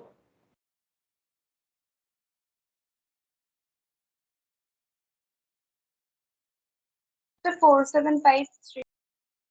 স্যার ফেস 4850 ভ্যালুর উপর নোট হচ্ছে স্যার। हाँ স্যার যদি ফেস ভ্যালুর উপর 2% করে দিই? इशू प्राइस में करना चाहिए नॉर्मली, तुम कर सकते हो अगर issue price and face value same है तो ठीक है, otherwise issue price is the right answer, मतलब मार्केट प्राइस। इशू प्राइस मतलब मार्केट प्राइस, ओके, तो मैं वहां पर ब्रैकेट में आप लिख सकते हो तथा नॉर्मली फ्लोटेशन करने का कॉस्ट इशू प्राइस में ही तो होना चाहिए, क्या लगता है? হ্যাঁ স্যার এখানে তো আলাদা করে ইস্যু প্রাইস দেয়া নেই তাই ওটার हाँ, উপর तो করেছি। इशू प्राइस अगर नहीं है तो फिर market price should be your issue price, है ना? क्या लगता है? आप जिस दाम में मार्केट में परचेस कर रहे हो वही आपका इशू प्राइस होगा ना नॉर्मली, तो यहाँ पर आप ब्रैकेट में लिख लो, एक काम करो, वी हैव एज्यूम्ड। अच्छा, कई बार एग्जाम में ये इंस्टीट्यूट का भी कई बार ना गलत क्वेश्चन पूछ लेते हैं, कई बार इंस्टीट्यूट ना काफी ज्यादा पुराने सिस्टम के रह जाते हैं, और पुराना सिस्टम के रह के वो क्या करता है ना, क्वेश्चन को चेंज नहीं करता, कई बार प्रॉपरली देखता नहीं है, ठीक है, सीएस में भी मैंने देखा, सीएमए के केस में भी देखा, सीए भी कभी कभी ऐसा गलती करता है। तो अगर इंस्टीट्यूट कुछ प्रॉपरली मेंशन नहीं करता, अगर एमसीक्यू टाइप ऑफ है तो इट्स ओके, आप चेक कर लेना, जो भी आंसर आपका मैच करता है उसके हिसाब से जवाब बैठा देना। मैं पहले से ही आपको बता दे रहा हूँ बिकॉज आपको नॉलेज है ये इशू। देखो, अगर आप पूछोगे सर क्या होता है, आप ठीक से बोलो, तो ऑब्वियसली मैं ठीक से ही बोल रहा हूँ आपको कि नॉर्मली इशू प्राइस वही आपका फ्लोटेशन कॉस्ट लगना चाहिए, जिस दाम पे आप मार्केट में लाओगे उसी के ऊपर बेस करके आपका फ्लोटेशन कॉस्ट होगा। लेकिन इंस्टीट्यूट कई बार थोड़े एकेडमिक टाइप के सवाल कर लेते हैं पागल की तरह, ठीक है, कभी वो पूछ लेगा कि फेस वैल्यू पे करना है, ठीक है, तो फेस वैल्यू अगर इशू प्राइस है तो ठीक है, नो प्रॉब्लम। तो इसलिए अगर आप जिन लोगों का क्वेश्चन लिखना पड़ेगा, जैसे कि सीएमए के केस में, सीए के केस में आपको सॉल्व करना पड़ेगा, तो आप यहाँ पर ब्रैकेट में लिख देना उस केस में, we have assumed, okay, we have assumed that flotation cost is percentage of issue price। अगर एमसीक्यू टाइप ऑफ है, जैसे सीएमए में भी एमसीक्यू पूछते हैं थोड़ा बहुत, अगर एमसीक्यू टाइप है तो देख लेना, एमसीक्यू है तो फिर किस आंसर के साथ मैच कर रहा है तो वो उसी के हिसाब से कर लेना। बट नॉर्मल लॉजिक तो ही कहता है कि जिस दाम पे मैं मार्केट में इशू करूंगा उसी के ऊपर मतलब फ्लोटेशन चार्ज लग जाएगा, है ना, जिसको ब्रोकरेज चार्जेस वगैरह भी बोल सकते हो आप। तो this is the concept. Now अभी तो आपका पी नेट ही आया, अभी तो आपने पी नेट ही निकाला, लेकिन अभी पूरा आंसर कहाँ आया? हमें क्या कैलकुलेट करना है? KD, post tax KD calculate करना है। तो पी नेट अगर मिल गया तो अभी हमें क्या करना है? केडी कैलकुलेट करना है। तो केडी कैलकुलेट करने का फॉर्मूला मैं आपको पहले ही सिखा के रखा। तो आपका एफ क्या हो गया, रिडेम्पशन वैल्यू क्या हो गया? 5250, ओके, और 5250 अगर आपका रिडेम्पशन है सो, और आपका आई क्या आ जाएगा? आई इंटू 1 माइनस टी कर लेना, क्यों? बिकॉज आपको पोस्ट टैक्स चाहिए ना, तो आपका इंटरेस्ट वैल्यू जो है दैट इज 500, आपका इंटरेस्ट है, इंटरेस्ट अमाउंट, लेकिन ये 500 तो टैक्स देने का पहले का है, अगर आप टैक्स दे के लाओगे तो कितना हो जाएगा? 1 माइनस 0.35, सो आपका आ जाएगा 500 इंटू 0.75 ना 0.65, तो आपका ये आ जाएगा कितना रे? 325 ना, হ্যাঁ স্যার। ओके, सर ये तो समझ में आ गया होगा, टैक्स रेट है तो इंटरेस्ट, अगर नॉर्मली देखो आपको पोस्ट टैक्स पूछता है ना, केडी जब पोस्ट टैक्स पूछेगा तो आपको उसको टैक्स को हटा के करना है। तो टोटल अगर एक है तो 35% अगर टैक्स दे देंगे तो बचेगा कितना, 65%। तो जो 500 आपका दिख रहा है इंटरेस्ट, ठीक है, वो केडी है ना, इंटरेस्ट जो आपका 500 दिख रहा है वो 500 का 65% करना, तो पोस्ट टैक्स केडी हो जाएगा 325 और आपका एन हो जाएगा 5, नंबर ऑफ ईयर 5 है, या तो जानते ही आप लोग। बस अभी काम खत्म, पैसा हजम कैसे करना है, मैं थोड़ा, अच्छा यहाँ पर ही जगह निकल जाएगा। सर बोलो। 8.49%। Thank you sir, thank you. तो केडी कितना आ जाएगा, आई इंटू 1 माइनस टी, ठीक है, केडी पोस्ट टैक्स केडी है वो I into 1 minus T already calculated है, plus F minus P net है, ठीक है, फ्लोटेशन कॉस्ट लेके, डिवाइडेड बाई एन है, whole divided by A plus P net by 2 है। ओके, ज्यादा से ज्यादा काम कंप्लीट हो चुका है, बस पुट करना है 325 plus 5250 minus 4753 divided by 5 whole divided by 5250 plus 4753 whole divided by 2, sorry divided by 2। Solve करो आपको 8.49 आ जाएगा, जो ऑलमोस्ट सबका आ गया। ये आपका केडी का कॉस्ट होगा टैक्स देने के बाद। नाउ टेल मी सर, आप लोगों को समझ में आया पोस्ट टैक्स केडी?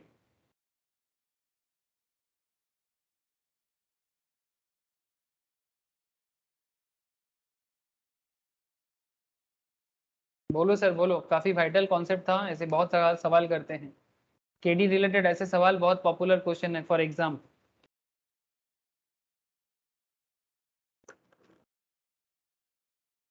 अरे सबाई बुझेছে, सबको समझ में आया? नील नील बुझते পারছিস? यस सर बुझते পারছি। ओके सर, ठीक है, दूसरे क्वेश्चन में जाए सर। आई होप कि आप लोगों को काफी अच्छे से समझ में आ रहा है। तो इसी तरह से आप किसी भी डेब्ट का कॉस्ट कैलकुलेट कर सकते हो और इन्वेस्टमेंट करना चाहिए कि नहीं करना चाहिए इसका भी आप अंदाजा लगा सकते हो। और जब आप कंपनी में रहोगे तब भी आप कंपनी के बिहाफ में भी उसका पॉइंट ऑफ व्यू क्रिएट कर सकते हो कि कंपनी को इशू करना चाहिए नहीं करना चाहिए। इन्वेस्टर्स का पॉइंट ऑफ व्यू भी मैंने आपको बार बार सिखा रहा हूँ। Okay, very good sir. चलो एक दूसरा एग्जाम्पल करें। आज का दूसरा एग्जाम्पल फटाफट सॉल्व करना, एक छोटा सा क्वेश्चन दे रहा हूँ। डेब्ट बाई इक्विटी इक्वल्स टू 0.5, जल्दी जल्दी बताइएगा। इंटरेस्ट रेट ऑन डेब्ट,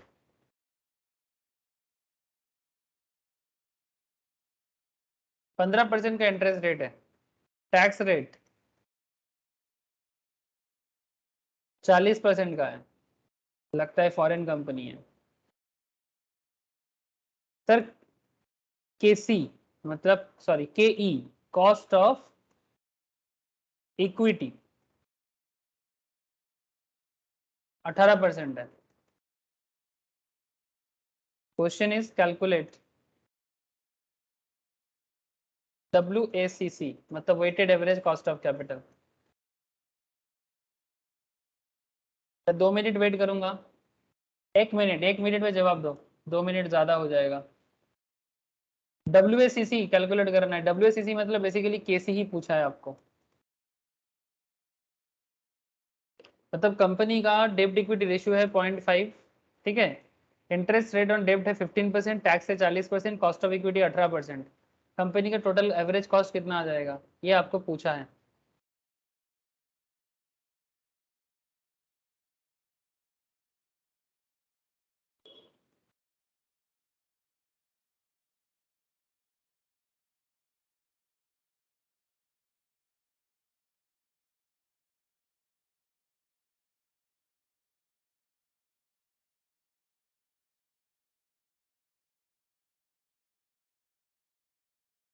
बोलो सर, किसी का तो जवाब मुझे मिले।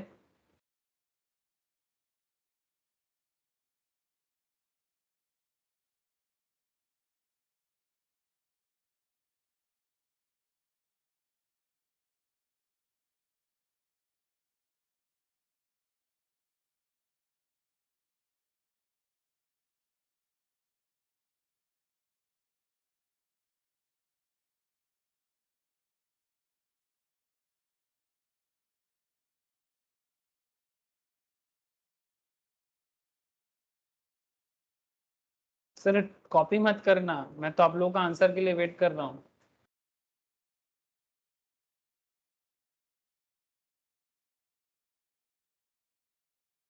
मतलब कॉपी कर सकते हो, लेकिन समझ के अगर हो रहा है तो ठीक है, अदरवाइज करके बताना मुझे।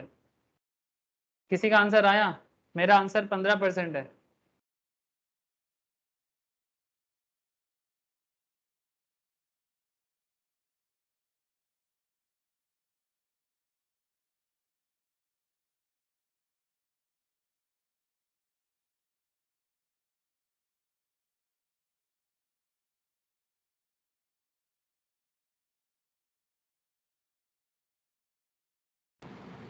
सर 14.98। 14.98 मतलब 15। 98 के बाद कुछ नहीं है क्या? सर 9999। तो 999999 माने तो 15। 9999 এতগুলো ফ্র্যাকশন মানে কি আর ওটা 14.9 এ রইলো, ওটা তো 15 হয়ে গেল।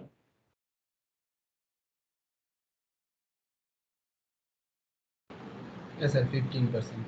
15 आया? और किसी का क्वेश्चन मैंने ऑलरेडी सॉल्व कर दिया, कोई डाउट है क्या? बस एक ही काम करना था, बहुत आसान क्वेश्चन था, 1 मार्क्स या 2 मार्क्स का क्वेश्चन है। डेब्ट बाय इक्विटी 0.5 है, इसका मतलब क्या है? मतलब डेब्ट इक्विटी रेशियो 0.5 का मतलब ये होता है कि टोटल इज 1.5। आ सो गया। 1 है ना, 1.5 में आपका डेब्ट है 0.5 है ना, और आपका इक्विटी है 1 डिवाइडेड बाई 1.5। तो बिजनेस में डेब्ट है 0.5, टोटल 1.5 में डेब्ट है 0.5 और इक्विटी है 1। ठीक है, इक्विटी है 1। इस तरह से ये इक्वेशन बना हुआ है। और मजा का बात क्या है सर कि 0.5 बाई 1.5 करोगे तो आपको कितना आएगा? 1/3 आ जाएगा। देखो मतलब कैसे आया, जिनको ये समझ में नहीं आ रहा है उनको फिर से बता रहा हूँ। आप 0.5 बाई 1.5 करो कैलकुलेटर में, आपको 0.333333 ऐसे आएगा। और 1/3 करो तो भी वही आएगा। 1/3 का मतलब भी यही होता है। तो अगर एक पार्ट 1/3 है तो दूसरा पार्ट 2/3 है, मतलब टोटल तो उतना ही है ना।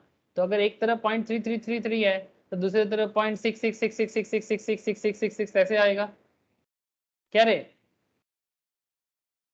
आया ना? हाँ सर। मतलब मैं ऐसे बोल सकता हूँ 1 डिवाइडेड बाई 1.5, देखो 0.6666666666 ऐसे आ रहे हैं, मतलब दिस इज इक्वल्स टू 2/3। ठीक है, तो एक है 1/3, एक है 2/3। ठीक है, मतलब डेब्ट है 1/3 और इक्विटी है 2/3 बिजनेस में। सो अगर बिजनेस में डेब्ट इक्विटी रेशियो ऐसा ऐसा है तो आपका ओवरऑल कॉस्ट ऑफ कैपिटल आ जाएगा 15% बाकी डेटा के साथ। ठीक है, और मैं देखो यहाँ पर प्रेजेंटेशन भी कर दिया कि आपका वेट कैसा है, उसके हिसाब से आप इंटू कर दो। इसको प्रेजेंटेशन करके करना बोलते हैं। सोर्स आपका क्या है बिजनेस में? सोर्स ऑफ फाइनेंस, इसको क्या बोलते हैं? Source of finance. ठीक है, मतलब आप अपने बिजनेस के लिए डेब्ट फाइनेंस कर रहे हो, इक्विटी फाइनेंस कर रहे हो। ठीक है, डेब्ट के लिए आपने 1/3 डेब्ट लिया आपने, जिसका कॉस्ट ऑफ डेब्ट है टैक्स देने के बाद 9%, और आपने इक्विटी लिया 2/3 ऑफ द टोटल वैल्यू, जिसका इक्विटी कॉस्ट है 18%। तो आपका वेट इंटू कॉस्ट हो जाता है 3, इधर वेट इंटू कॉस्ट हो जाता है 12, तो कुल मिला के आपका एवरेज कॉस्ट आता है 15%। इसका मतलब है अगर आप 100 रुपीज मार्केट से उठाते हो तो आपको कम से कम 15 का कॉस्ट पड़ जाएगा। और जिसका मतलब होता है कि मार्केट में अगर आपको अपने बिजनेस को टिका के रखना है, ठीक है, तो इतना रिटर्न तो आपको कमाना ही पड़ेगा। क्लियर है बात?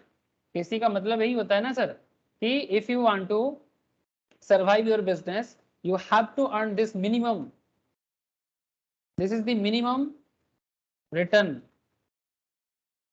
business must earn to maintain its market value।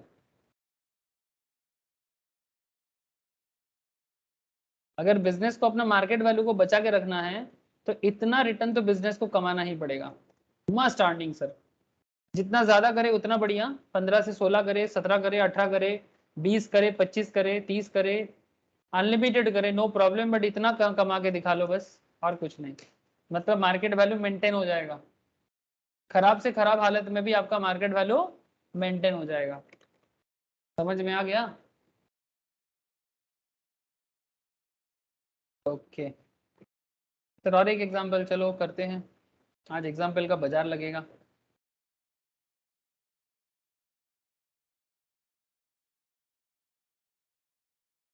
Example 3 आज का क्वेश्चन कुछ ऐसा है, कंपनीज टारगेट कैपिटल स्ट्रक्चर। हर कंपनी का एक टारगेट कैपिटल स्ट्रक्चर होता है कि भाई मुझे इतना लोन लेना है, इतना डेब्ट इशू करना है, इतना इक्विटी इशू करना है, ठीक है। Each and every company must have some target capital structure, जो एक कंपनी के फाइनेंस मैनेजर उसको गाइड कर देता है। कंपनी का टारगेट कैपिटल स्ट्रक्चर कुछ ऐसा है,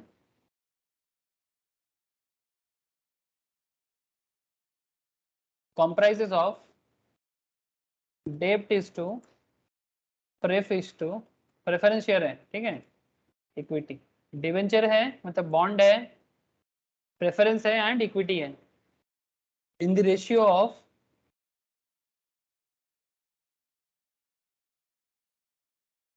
3:2:1, ठीक है। ये रेशियो के थ्रू से अगर टोटल 6 भाग है तो 6 भाग में 3 भाग डेब्ट है, 2 भाग प्रेफरेंस है और 1 भाग इक्विटी है। सिंपल बात है।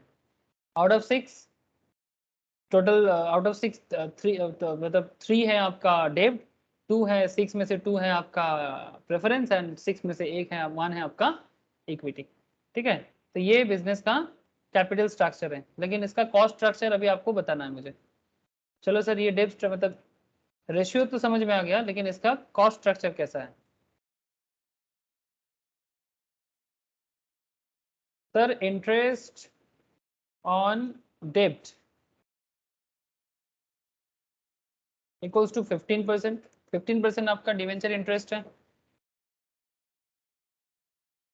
Dividend rate on preference share, preference को तो इंटरेस्ट नहीं मिलता ना सर, प्रेफरेंस को डिविडेंड मिलता है, भले ही वो हाइब्रिड नेचर का हो। मैं पहले भी क्लास में बता के रखा कि डिविडेंड हाइब्रिड नेचर का है, बट उसको डिविडेंड कहा जाता है। प्रेफरेंस शेयर का डिविडेंड जो है वो हाइब्रिड नेचर का है, मतलब उसके अंदर आपको डेब्ट का इंटरेस्ट का कैरेक्टर भी दिखेगा और शेयर का डिविडेंड का कैरेक्टर भी दिखेगा। 17% का है dividend. Cost of equity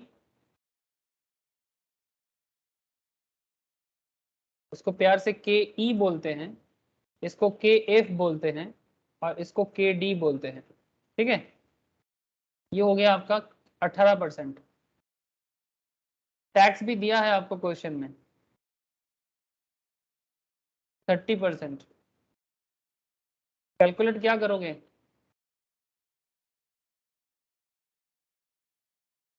WACC, okay.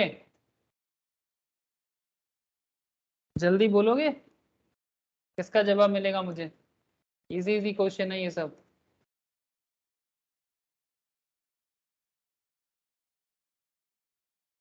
Weighted average cost of capital बताओ sir. Weighted average cost of capital, source, weights, cost, weight and cost. Easy बोल पाओगे तभी टफ का भी जवाब दे पाओगे। पहले बेसिक तो ठीक करो। आपके बिजनेस में डेब्ट है 3/6 मतलब हाफ, टोटल 6 में से 3 अगर डेब्ट है मतलब आपका 50% डेब्ट है। प्रेफरेंस है आपके बिजनेस में 2 मतलब 2/6, आपके बिजनेस में प्रेफरेंस है 2/6 मतलब 2/6 मतलब हम ऐसे बोल सकते हैं 1/3, है ना। 1/3 बोल लिख दो सर। और आपके बिजनेस में इक्विटी है 1/6। टोटल तो 6 है बिकॉज 3:2:1 है, जो ऑलरेडी आपको पता है। तो आउट ऑफ 6 3/6 आपका हो गया डेब्ट मतलब हाफ, प्रेफरेंस हो गया 1/3 एंड इक्विटी हो गया 1/6। कॉस्ट कितना है आपका डेब्ट का? 10.5, इसका 17% और इसका 18%। सर 10.5 कैसे आया? सर जब भी आपको डेब्ट मिले ना, सिंपल इसको पोस्ट टैक्स में कन्वर्ट कर देना, तो I × 1 - T करना है ना, normal pre before tax KD को अगर पोस्ट टैक्स करना है तो क्या करना होगा?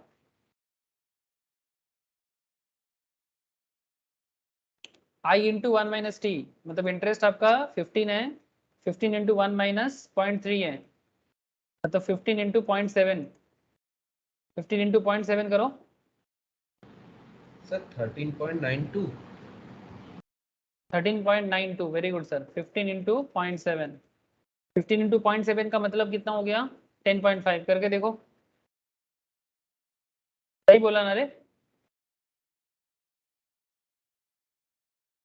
यस सर, सही बोला। तो ओवरऑल आंसर कितना आ गया आपका?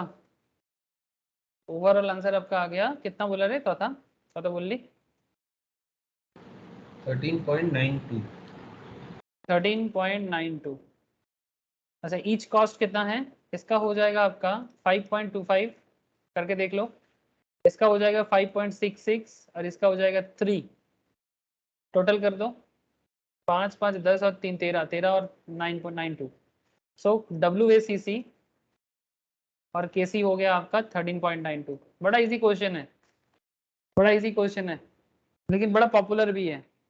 ऐसे डिफरेंट कॉस्ट दे देगा, आपको बताना है कि भी कॉस्ट ऑफ कैपिटल कैलकुलेट करके बताओ, WACC या KC कैलकुलेट करके बताओ, ठीक है। 13.92%। जियाउल, नील, प्रिया, रोशनी, ज्योति, बताओ क्लियर है? नंदिनी? हाँ सर, तो कैलकुलेटर भी बना ठीक है, ले लेना है। ओके ओके, एग्जाम्पल एग्जाम्पल 4, आज का चौथा एग्जाम्पल। चलो सर, सर थोड़ा सा लेवल अप करेंगे, बढ़िया मजा आएगा। कंसीडर अ बॉन्ड, एक बॉन्ड ले लो सर मार्केट से, एक बॉन्ड खरीदो मार्केट से,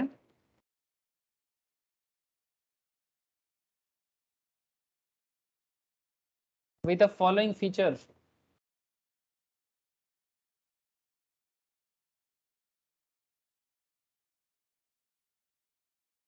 बॉन्ड का कुछ कैरेक्टर है, क्या क्या कैरेक्टर है बॉन्ड का? सर इस बॉन्ड का फेस वैल्यू है 1000 का, ज़्यादातर केस में ऐसा ही होता है। कूपन रेट है इसका 12%, पेएबल एनुअली, ठीक है, एनुअल कूपन है, बढ़िया है। अच्छा, मैच्योरिटी है इसका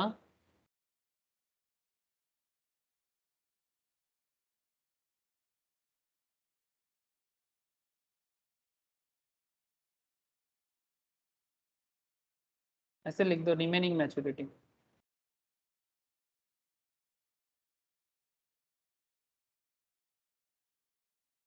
6 ईयर्स,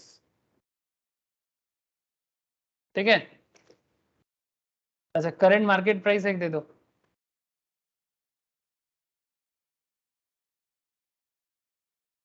$940 इसका करंट मार्केट प्राइस है।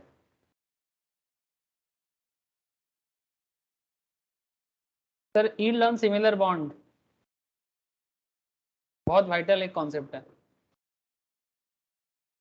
यील्ड ऑन सिमिलर बॉन्ड मतलब similar kind of bond market में क्या यील्ड क्रिएट कर रहे हैं आपके लिए या किसी और के लिए? सिमिलर बॉन्ड मार्केट में 16% रिटर्न जनरेट कर पा रहा है। ओके सर, आपके लिए कुछ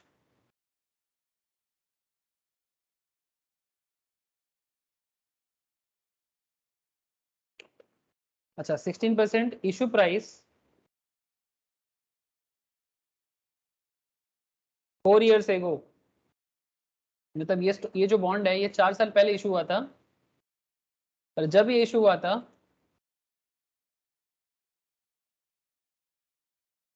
तब 980 में इशू हुआ था, 980।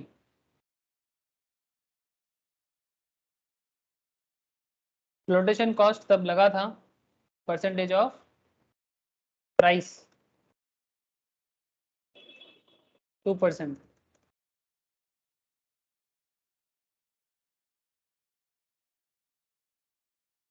रिडीमेबल ऑन मैच्योरिटी, जब मैच्योर करेगा तो रिडीम करेंगे premium of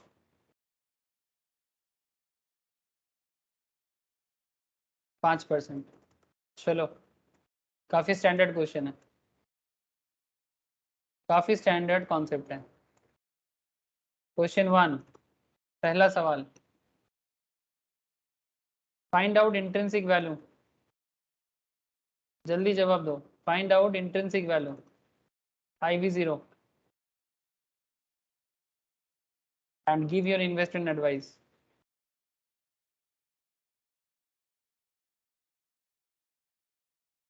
Question 2, find out YTM, yield to maturity, and give your advice. And find out question 3, find post tax KD.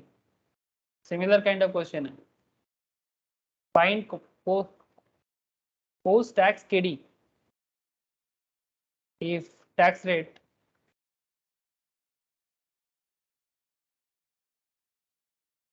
equals to 30%.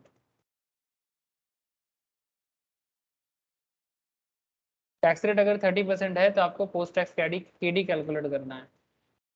हो जाएगा क्वेश्चन? क्या बोलते हो?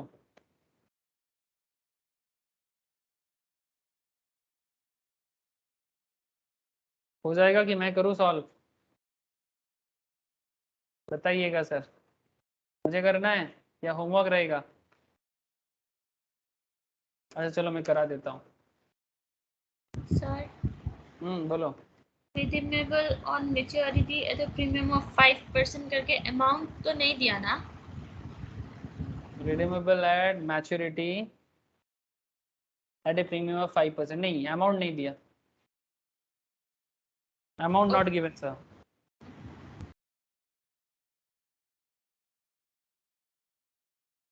ठीक है चलो मैं सॉल्व करता हूँ।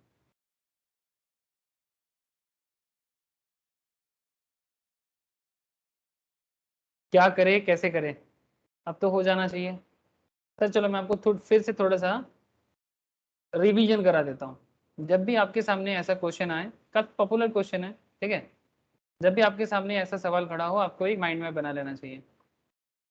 1 2 3 4 5 6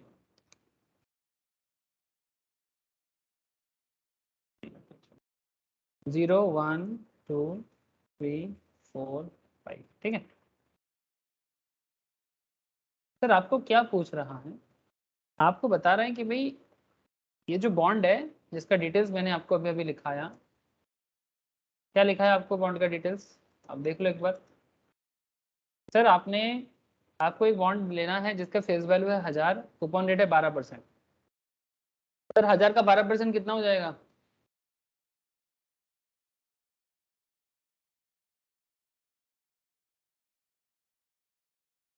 हजार का 12% कितना हो जाएगा? 120। इसका मतलब क्या है कि 120 आपका कूपन रेट है ना? अब कहीं पर भी चेक करो आपको हर जगह में कूपन रेट दिखेगा, ठीक है। तो जो फेस वैल्यू के ऊपर ही आपको कूपन रेट कैलकुलेट करना चाहिए। नाउ पॉइंट इज दैट जो कूपन रेट आपको मिल रहा है 120 हर साल आपको मिलेगा जब तक आपका बॉन्ड का मैच्योरिटी ना आ जाता। अब आपको क्या करना है, ये आपका एवरी ईयर आपको ये 120 120 120 120 120 करके मिलता जाएगा, और जब 5 साल खत्म हो जाएगा तब आपको कितना मिलेगा एडिशन करके? आपका फेस वैल्यू है 1000 और आपका रिडेम्पशन होगा 5% में प्रीमियम में। कितना होगा 1000 का 5%? 50। तो जब 5 साल खत्म हो जाएगा आपको कितना मिल जाएगा? 1050। Sir intrinsic value 873.13। Right answer. अगर किसी को कॉन्सेप्ट में प्रॉब्लम है तो बात देखो सर, ठीक है। 1050 आपको रिडेम्पशन में मिलेगा। नाउ क्वेश्चन इज दैट आपको क्या करना है? कुछ नहीं, इंट्रिंसिक वैल्यू कैलकुलेट करने के लिए आपको प्रेजेंट में आना है, ओरिजिनल वैल्यू में आना है। 120 एक साल बाद 120 2 साल बाद, 120 3 साल बाद, 120 4 साल बाद, 120 5 साल बाद, ये सारा का सारा 120 आपको फ्यूचर में मिलेगा। And you need to find out in today's cost, that is IV0। आज का वैल्यू निकालो सर, इंट्रिंसिक वैल्यू, प्रेजेंट में आ जाओ। इसके लिए आपको क्या करना है, इस ये जो 1050 आपको फ्यूचर में मिलेगा, इसका भी आज पे प्रेजेंट में करो, और ये जो हर साल आपको 120 120 120 करके मिलेगा, इसका भी प्रेजेंट वैल्यू करो। लेकिन सर एक्सपेक्टेड रिटर्न क्या होगा, that is internal rate of return. क्या करना चाहिए, जो सिमिलर बॉन्ड हमें मार्केट रिटर्न दे रहा है, इसको हम लोग बोलेंगे RE, या फिर रिटर्न बाय सिमिलर बॉन्ड, या फिर एक्सपेक्टेड रेट ऑफ रिटर्न कितना है, 16%, जो मार्केट में सिमिलर बॉन्ड देता है। तो इसी रेट में आपको इस बॉन्ड को भी सर कंपेयर करना yield to maturity 13.90 है। yield to maturity, है सर। Very good sir, 13.90। बस जो भी आपका IP0 आएगा उसको आप कंपेयर कर लेना,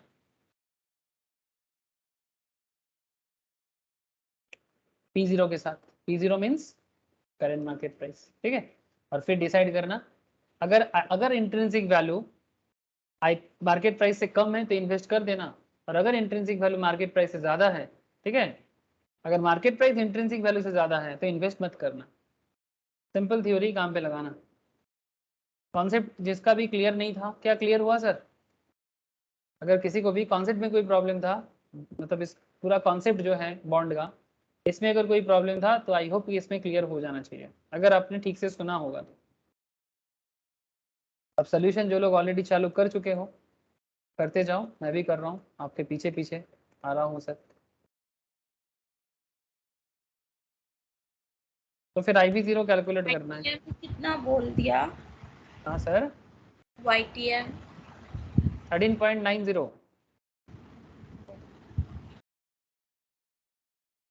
120, इसको PVAF निकाल लो sir, present value annuity factor 16%,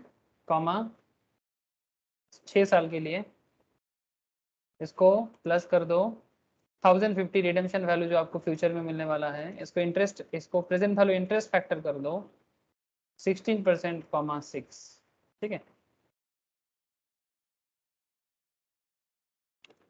बस इसको कैलकुलेट करोगे तो 120, इसका फैक्टर निकाल सकते हो आप लोग, ठीक है। मैं बस फैक्टर का वैल्यूएशन दे दे रहा हूँ यहाँ पर 3.6847, मैं कैलकुलेट करके निकाला इसको, आपको भी लिख के दिया, आप कैलकुलेट करके देख लो, इक्वल एम प्लस करके, या फिर अगर GT है तो इक्वल डाल के डायरेक्ट GT डालो तो आ जाएगा। मैं फिर से और ये कैलकुलेशन नहीं दिखा रहा हूँ सर, बिकॉज मैं ये एजम्पशन आराम से लगा सकता हूँ, क्योंकि इतना बार एन्युटी फैक्टर कैलकुलेट कर चुके हैं कि बार बार आपको एन्युटी फैक्टर कैलकुलेट करवाने का मतलब दिखाने का जरूरत नहीं है। नंदिनी একটু প্রবলেম ছিল অ্যানুইটি ফ্যাক্টর ক্যালকুলেশন, এখন ক্লিয়ার হয়েছে? নন্দিনী বল। सर KD की 8.64%। কেডি কত বললি? 8.64। 8.64, कुछ गड़बड़ है, check check check check check, कुछ गड़बड़ है। 1050 को क्या करना है, इनटू इसका फैक्टर आ जाएगा 0.4104, ठीक है। करके देख लेना सर एक बार, ये आ जाएगा आपका 442.16, और ये आ जाएगा 430.96, ठीक है, 96। चेक करके देख लेना सर, कोई गड़बड़ हो तो मुझे पूछना कि सर मुझे ये समझ में नहीं आया। 873.12 जो मुझे ज्योति और तौथा ने राइट बताया। अगर किसी को ये कैलकुलेशन में अभी भी कोई डाउट है, आप मुझे फिर से पूछ लो, मैं फिर से समझा दूंगा, ठीक है। ये फैक्टर कैलकुलेशंस में PVAF का फैक्टर और PVIF का फैक्टर में अगर अभी भी कोई मन में डाउट है तो पूछ लो, ठीक है। नहीं है तो प्रीवियस लेक्चर फिर से सुन सकते हो, या फिर अभी भी से पूछ सकते हो। अच्छा, मेरा ये जवाब आया 873.12, तो क्या करना चाहिए, इन्वेस्ट करना चाहिए कि नहीं करना चाहिए, डिसीजन क्या होगा? नहीं करना चाहिए। नहीं करना चाहिए, क्यों? करंट मार्केट प्राइस ज्यादा है। करंट मार्केट प्राइस ज्यादा है और इंट्रिंसिक वैल्यू कम है, ओके। तो जवाब क्या होगा, सिंस P0 मतलब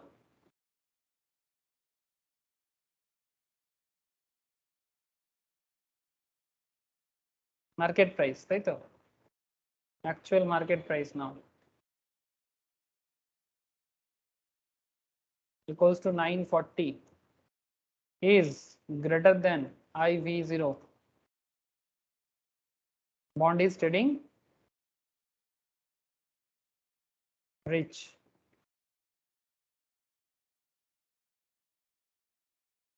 So should not be purchased. Should not be purchased. चलो सर बढ़िया है। अच्छा YTM, अभी ये पहला जवाब हो गया। क्वेश्चन 2 जो था, हाँ बोलो सर। KD 9.84%। नो सर, कुछ गड़बड़ है, थोड़ा चेक करें। Sir KD 10.79%। Thank you Nandini, very good, right answer Nandini. Silly mistake जो लोग कर रहे हो, सिली मिस्टेक मत किया करो सर।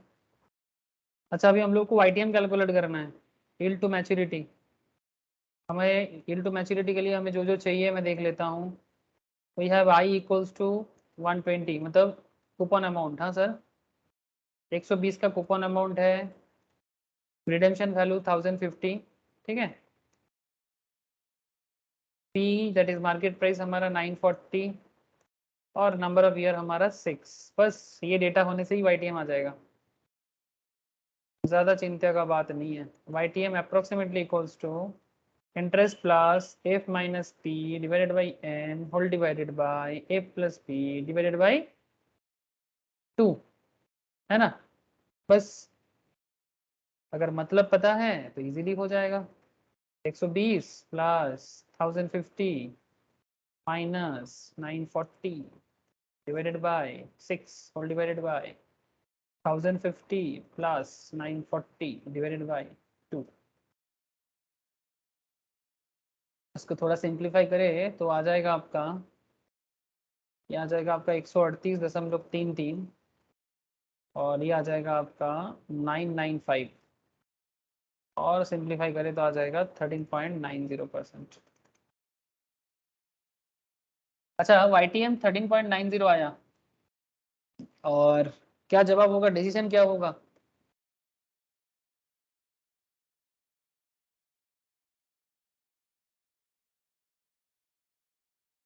बोलो सर। सिंस YTM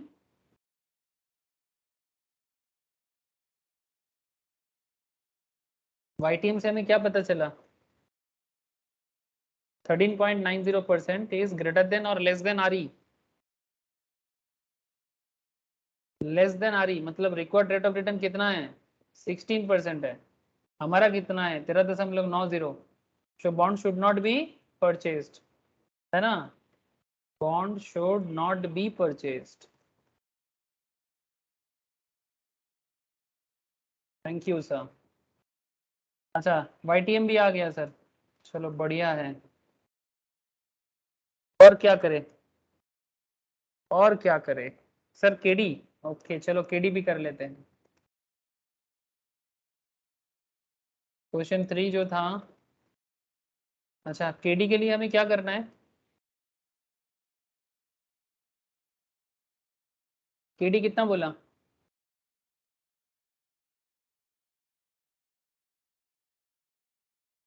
सर 120 का हमारा कूपन रेट है, और KD का आंसर अभी भी मेरे को सिर्फ नंदिनी का ही सही आया। चौथा ज्योति मेरे को आंसर तो दिया था, बट अभी भी सही आंसर मेरे को रिपीट में नहीं मिला। चौथा ज्योति बोलो सर, जो लोग आंसर दिए हैं, जो लोग नहीं दिए, सभी को पूछ रहा हूँ, प्लीज टेल मी। 120 इसका कूपन रेट तो है, अब इसको पोस्ट टैक्स कन्वर्ट तो करना पड़ेगा ना। अरे sir 10.7%। Yes sir, so we have I into 1 minus T, tax है ना, तो टैक्स दिया है। अगर बोला नहीं पोस्ट टैक्स तो फिर कैसे मान ले पोस्ट टैक्स है? तो टैक्स रहेगा तो पोस्ट टैक्स में कन्वर्ट करना आपका जिम्मेदारी है, रिस्पॉन्सिबिलिटी। 1000 का एक पॉइंट है, बोलो। जैसे अभी थोड़ी देर पहले बोला था ना, फ्लोटेशन कॉस्ट को इशू प्राइस पे कैलकुलेट कर लो। लेकिन ये क्वेश्चन करने में ना फ्लोटेशन कॉस्ट को वापस मार्केट प्राइस पे कैलकुलेट करके आंसर आ रहा है। नहीं तो इशू प्राइस क्यों मेंशन करना पड़ गया? यहाँ पर मैंने मेंशन किया, क्वेश्चन में मेंशन किया, देखो परसेंटेज ऑफ क्या बोला,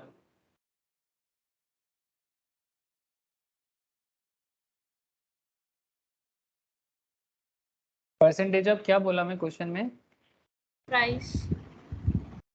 मतलब ये परसेंटेज ऑफ प्राइस मतलब ये आपका फेस वैल्यू का बात कर रहे हैं,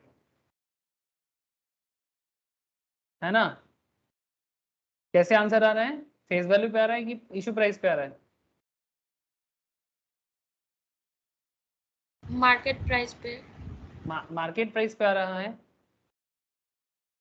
तो इससे पहले वाला क्वेश्चन में मैंने क्या करा था? मार्केट प्राइस पे ही किया था। अच्छा, यहाँ पर भी लिख लो मार्केट प्राइस। रिडम्पशन, हाँ बोल, क्या बोला? वही रिडम्पशन प्राइस पे किया था पिछले बार रिडेम्पशन प्राइस पे किया था या मार्केट प्राइस पे किया था?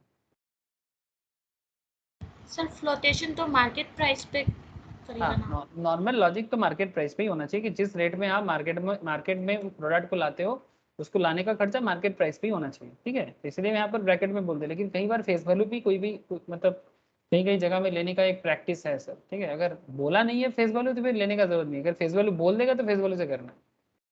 रिडेम्पशन वैल्यू तो कभी नहीं आएगा, रिडेम्पशन वैल्यू तो कभी नहीं आएगा, क्योंकि ये मार्केट में लाने का खर्चा है, मार्केट में लाने का खर्चा। तो मार्केट में जिस दाम पे आप उसको फ्लोट करोगे तो वही वाला खर्चा तो मार्केट के ऊपर ही चार्ज करेगा ना। तो ये दाम मार्केट में है तो फिर उसके ऊपर मैं 2% चार्ज करूंगा, ब्रोकर बोलेगा, यही बोलेगा, अंडर राइटर्स भी वही बोलेगा, है ना? जैसे शेयर वगैरह मार्केट में आता है तो मार्केट प्राइस के बेसिस पे ही कमीशन चार्ज करता है ना अंडर राइटर्स, वही बात है, समझे ज्योति? Yes sir. तो इसका टैक्स रेट है 30%, तो हम ऐसे बोल सकते हैं ना 120 इंटू 1 माइनस 0.7, तो 120 इंटू पॉइंट, सॉरी 0.3, 120 इंटू 0.7 हो जाएगा, तो 84 हो जाएगा पोस्ट टैक्स। और आपका फ्लोटेशन कॉस्ट हो जाएगा 1050, सॉरी फ्लोटेशन नहीं, रिडेम्पशन अमाउंट, पी नेट हो जाएगा आपका P into 1 minus flotation cost 1 minus F.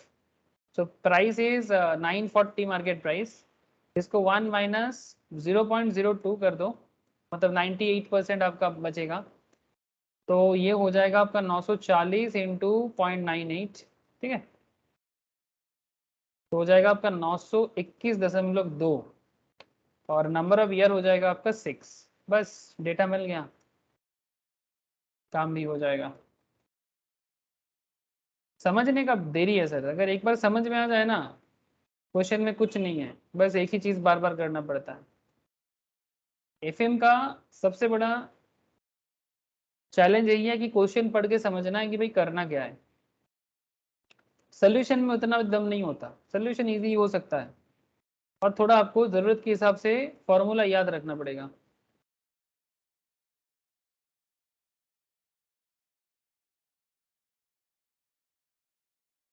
ठीक है, ये तो फॉर्मूला केडी का है, आप लोग जानते ही हो, ठीक है? केडी अप्रोक्सीमेटली इक्वल्स टू, तो बस पुट करो 84 प्लस 1050 माइनस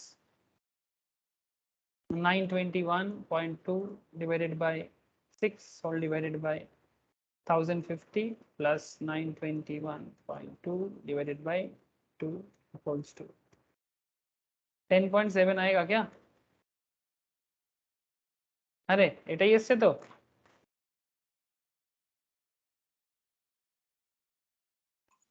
हाँ सर। ओके सर, इसी तरह से आपको कॉस्ट का बॉन्ड का क्वेश्चन ऐसे ही आएगा। सबको लिख लिए? दूसरे दूसरे पॉइंट पे जाऊंगा सर, दूसरा पॉइंट पे जाना है।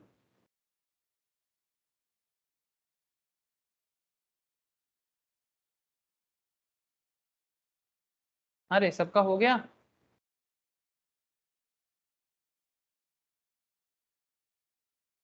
अरे हाँ ना, कुछ तो बोलो। सब चुप रहेगा तो मुझे समझ में कैसे आएगा?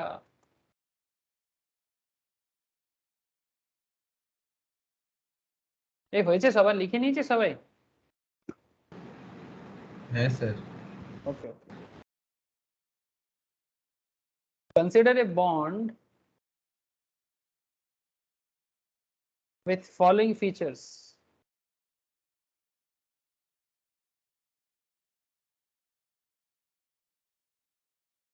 सर फेस वैल्यू बोला 1000,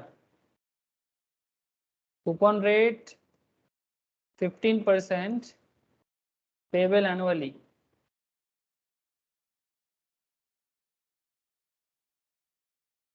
सर रिमेनिंग, अच्छा प्राइस कितना है? मार्केट प्राइस, प्राइस मतलब मार्केट प्राइस। हाँ सर, प्राइस अगर कहीं पर भी बोलता है ना तो उसका मतलब है वो मार्केट प्राइस है। 960 नहीं सॉरी 1000 का है, हाँ 960 यही सही रहेगा।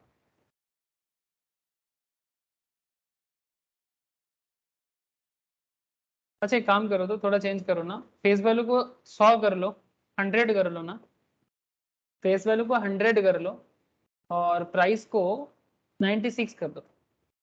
काट दो थोड़ा सा, एक एक जीरो काट दो सर, ठीक है। अच्छा रिमेनिंग मैच्योरिटी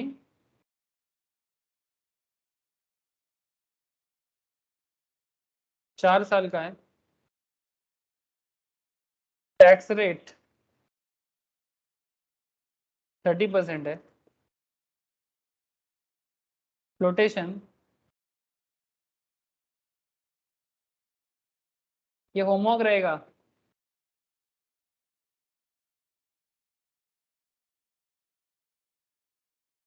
फ्लोटेशन कॉस्ट 4% बोला है।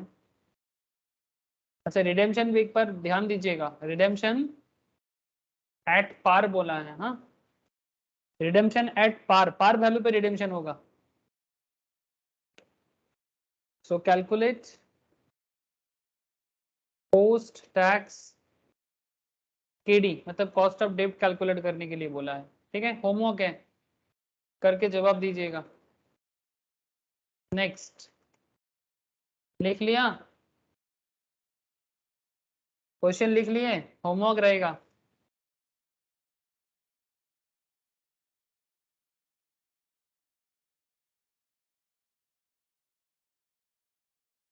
अरे हाँ या ना बोलो, क्वेश्चन सबने है लिख सर। लिया? ओके।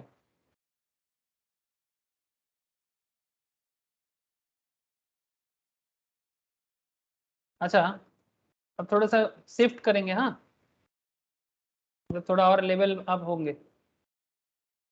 अच्छा अब लिखो सर, हेडिंग करना स्पेशल टाइप ऑफ बॉन्ड। अब कुछ स्पेशल टाइप बॉन्ड्स भी होते हैं, जैसे परपिचुअल बॉन्ड, मतलब बॉन्ड परपिचुअलिटी है, चलता जाएगा, बॉन्ड का लाइफ खत्म नहीं होगा। ऐसा भी बॉन्ड होता है क्या? सर ये भी हो सकता है, ठीक है। It is a bond, very interesting sir, it is a bond which is irredeemable। आजकल इतना पॉपुलर नहीं है, ठीक है, बट ये भी एक तरह का बॉन्ड हो सकता है। It is a bond which is irredeemable, will not be, but that means will not be redeemed, will not be redeemed। तो फिर लोग पैसा क्यों देंगे? सर इंटरेस्ट के लिए।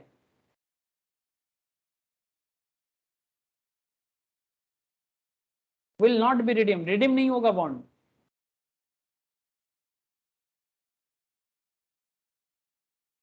which will he for paying coupon amount forever, जब तक रहेगा इंटरेस्ट मिलता जाएगा फॉर एवर। कभी कभी कंपनी ऐसा भी करता है, प्रिंसिपल वापस नहीं करता है, रिडेम्पशन नहीं करता, लेकिन आपको एक इंटरेस्ट रेगुलर बेसिस में देते जाता है। बट आजकल ये सब सिस्टम काफी मतलब उठ गया है, बट आपको नॉलेज रखना चाहिए कि अगर कभी ऐसे बॉन्ड मार्केट में आए तो इसका क्या मतलब होता है। इसमें दो पॉइंट ऑफ व्यू है, एक इन्वेस्टर्स पॉइंट ऑफ व्यू और एक कंपनीज पॉइंट ऑफ व्यू। तो पहले स्टेज 1 में आपको अभी पहले इन्वेस्टर्स पॉइंट ऑफ व्यू बता देता हूँ एक बार।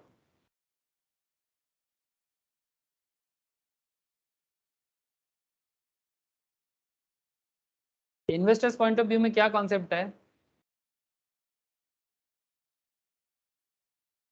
एक आपका इंट्रिंसिक वैल्यू का केस, जो बॉन्ड रिडीम नहीं होता ना उसका कॉन्सेप्ट सिंपल है, जो कूपन अमाउंट है उसको डिवाइड कर दो एक्सपेक्टेड रिटर्न से, कूपन अमाउंट को एक्सपेक्टेड रिटर्न से डिवाइड कर दो, रिकॉर्ड रेट ऑफ रिटर्न से।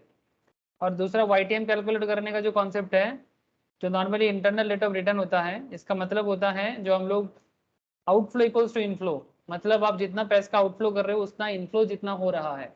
मतलब कॉन्सेप्ट इज दैट ये YTM का केस या इंटरनल रेट ऑफ रिटर्न का कॉन्सेप्ट आपको मैं अच्छे से समझा पाऊंगा जब आपको मैं कैपिटल बजटिंग या कैपिटल एक्सपेंडिचर डिसीजन पढ़ाऊंगा।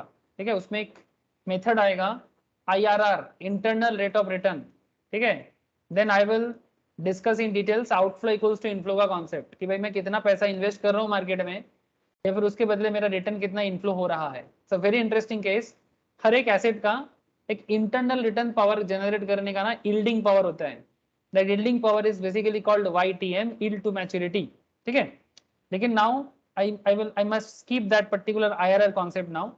ठीक है, जब मैं आपको capital budgeting, cost of capital होने के बाद मैं आपको कैपबाजी लेके जाऊंगा, तो कैपबा जब पढ़ाऊंगा तब आपको वो कॉन्सेप्ट बताऊंगा। ठीक है, इसका पॉपुलर नाम दोनों है, कैपिटल बजटिंग भी कहा जाता है, कैपिटल एक्सपेंडिचर डिसीजन भी कहा जाता है, जहां पर मैं आपको NPV, net present value, internal rate of return, ठीक है, अकाउंटिंग रेट ऑफ रिटर्न, पे back period, discounted pay back period, काफी वाइटल डिसीजन मेकिंग है बिजनेस में पैसा लगाने के बारे में, कि भाई मेरे बिजनेस में पैसा लगाना कितना जायज है कितना नाजायज है, वो सब चीज का जवाब आपको कैपिटल एक्सपेंडिचर डिसीजंस में या कैपिटल डिसीजन टेक्निक में, मतलब कैपिटल बजटिंग टेक्निक में पता चलता है। ठीक है, जब बोलेंगे तब सुन लीजिएगा, फिलहाल यहाँ पर ध्यान दीजिए।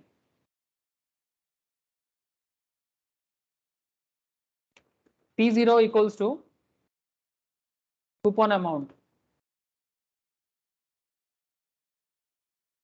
कूपन अमाउंट जो होगा आपका वही आपका P0 माना जाएगा, बिकॉज ये रिडेम्पशन नहीं होता ना, और आपका I जो है that is coupon amount divided by P0। बस अगर आप इरिडीमेबल बॉन्ड परचेस करोगे तो आपको वैल्यूएशन ऐसे कैलकुलेट करना है, YTM का और इंट्रिंसिक वैल्यू का, बस इतना आपको थोड़ा सा माथा में रखना है। ठीक है, और कुछ नहीं, ध्यान रखिएगा। सर कंपनी का पॉइंट ऑफ व्यू भी एक बार बता दो क्या? यस सर बता देते हैं। क्वेश्चन पढ़ने के टाइम पे ध्यान रखना सर कि रिडीमेबल है कि इरिडीमेबल है, कोई एग्जाम पर्पस में बता रहा हूँ बार बार।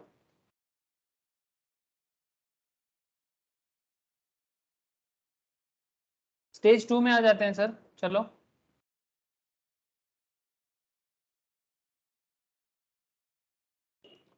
स्टेज 2 जब करेंगे उसमें हम लोगों को कंपनीज पॉइंट ऑफ व्यू देखना है।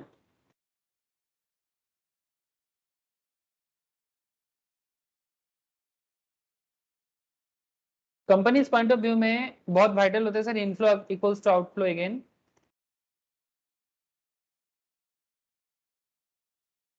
और इसमें पी नेट जो है,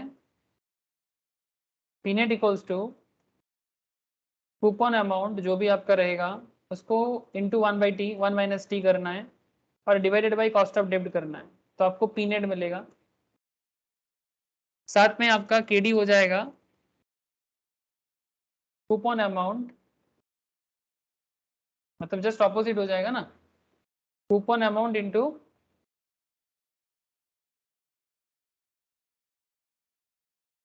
1 - t divided by P net, है ना, ऐसा हो जाएगा। जब पी नेट इधर आ जाएगा केडी इधर चला जाएगा। ठीक है, तो ये हो जाएगा कॉस्ट ऑफ डेब्ट in case of, cost of डेब्ट in case of companies point of view में। कंपनी के लिए तो कॉस्ट ऑफ डेब्ट ही इंपॉर्टेंट है ना। आई होप कि इतना आप लोगों को इतना देर से समझ में आ गया, इतना देर से आप लोगों को इतना समझ में आ गया होगा कि जब हमें investors point of view calculate करना पड़ता है तब हमें इंट्रिंसिक वैल्यू देखना पड़ता है, यील्ड टू मैच्योरिटी देखना पड़ता है, और जब हमें कंपनीज पॉइंट ऑफ व्यू देखना पड़ता है तब हमें सिर्फ केडी देखना पड़ता है, बिकॉज कंपनी के लिए कॉस्ट ही इंपॉर्टेंट है और इन्वेस्टर के लिए रिटर्न इंपॉर्टेंट है। क्या सर इतना तो मैं समझ सकता हूँ?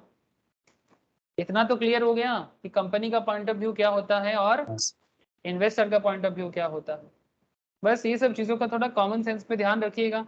आप लोग स्टॉक मार्केट में भी काफ़ी लोग कनेक्टेड हो, म्यूचुअल फंड में भी काफ़ी लोग कनेक्टेड हो, तो म्यूचुअल फंड स्टॉक मार्केट के साथ कनेक्टेड रहने का कुछ फ़ायदा भी आप लोगों को उठाना चाहिए, बिकॉज ऐसे मार्केट में हमेशा इन्वेस्टर्स पॉइंट ऑफ व्यू तो होता ही है, और कंपनी के बारे में भी जब फंडामेंटल एनालिसिस करते हैं ना, तो उसमें कंपनी का पॉइंट ऑफ व्यू भी एक बहुत ही इंपॉर्टेंट कॉन्सेप्ट बन के खड़ा होता है। सर एग्जाम्पल लिख लो ना।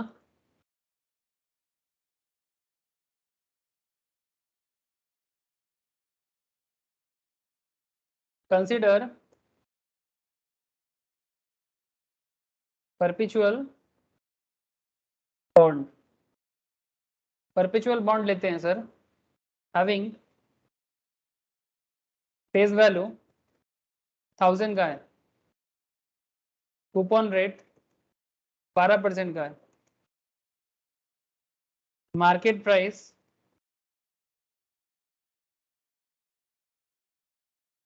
970 का है, floatation cost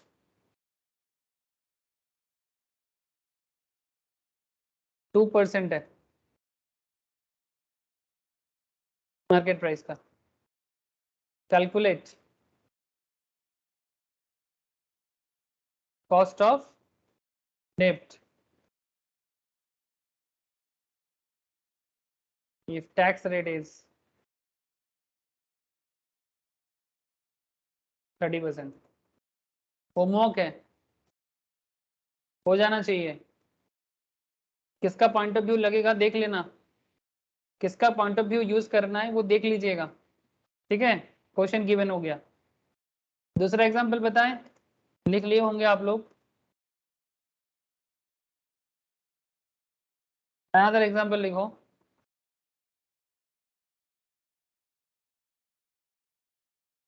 consider a bond, perpetual bond again,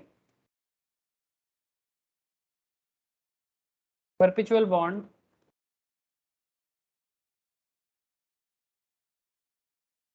with following feature।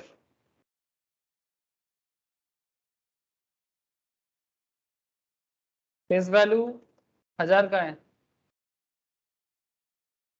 Price 1100 का है, मतलब मार्केट प्राइस, प्राइस मतलब मार्केट प्राइस, सॉरी 11,000 नहीं 1100। फ्लोटेशन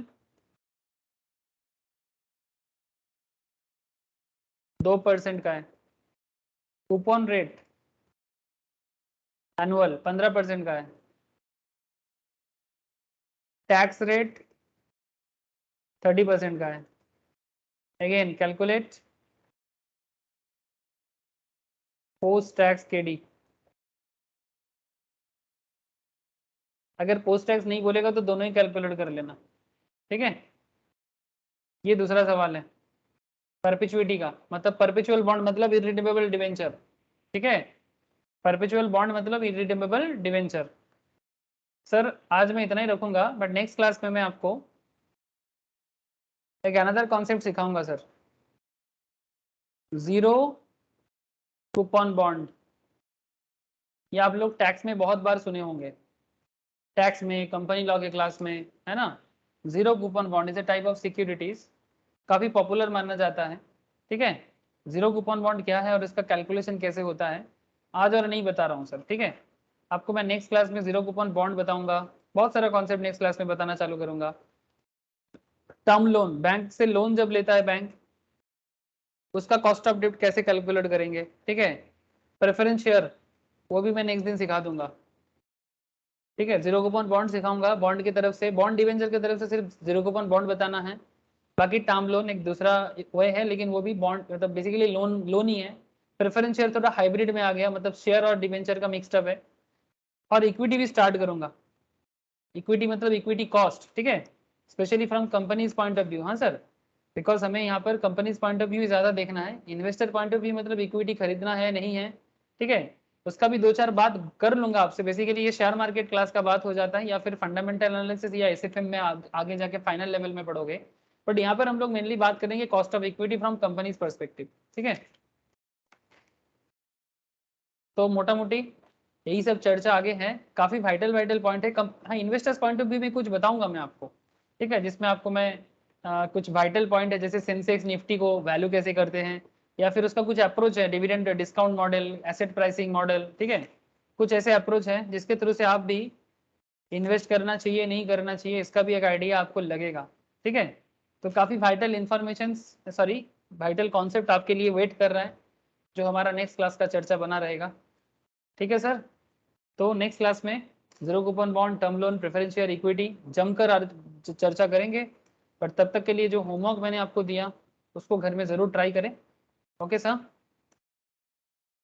होमवर्क जो दिया उसको ज़रूर ट्राई करें, और जो मैंने आपको लिखा दिया कॉपी में है, रिवाइज ज़रूर करें। रिवाइज नहीं करोगे भूल जाओगे, ऐसा गलती ना करें सर। हाँ हाँ ज्योति बोलो।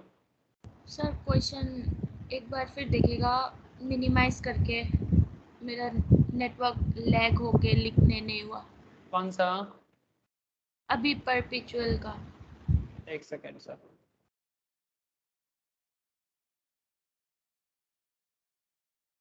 एक सेकेंड, कहाँ चला गया? परपेचुअल का दो एग्जाम्पल लिखा है, कौन सा एग्जाम्पल बाकी है? दोनों या दूसरा? ये सेकंड एग्जाम्पल था परपेचुअल का। हाँ लिख ये लो, लिख लो।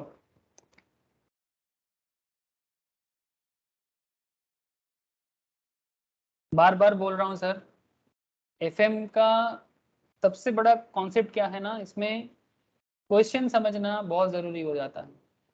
तो जब भी पढ़ाई करें एफएम को हल्का से बिल्कुल मत लीजिए, बिकॉज अगर आप इसको हल्का से लोगे तो ये भी आपको हल्का से ले लेगा, ठीक है। नॉर्मली कैलकुलेशन में कुछ ज़्यादा प्रॉब्लम है नहीं, ज़रूरत के हिसाब से फॉर्मूला है और कॉन्सेप्ट है और डिसीजन मेकिंग है। तो formula, concept and decision making अगर इस चीज़ में पकड़ आ जाता है तो एफएम में आपको कभी प्रॉब्लम नहीं होगा। और सच बोलूँ तो सर एफएम बहुत इंटरेस्टिंग और बहुत ही ज़्यादा एक मार्केटेबल सब्जेक्ट है। मतलब इसको अगर आप जितना अच्छे से जानोगे, आप शेयर मार्केट, इन्वेस्टमेंट एडवाइजरी, ये सब जगह में भी आपको बहुत हेल्प मिलेगा। सो बार बार बोल रहा हूँ कि don't under estimate the power of FM, ठीक है। ठीक है सर। ए लिख लिया ज्योति? हाँ सर। ठीक है सर, चलो फिर बाय फिर सबको। Bye sir. Okay bye sir. Bye sir. Ta-ta, ta-ta sir. Bye sir. Rakhi okay sir. Sir, ta-ta Tata.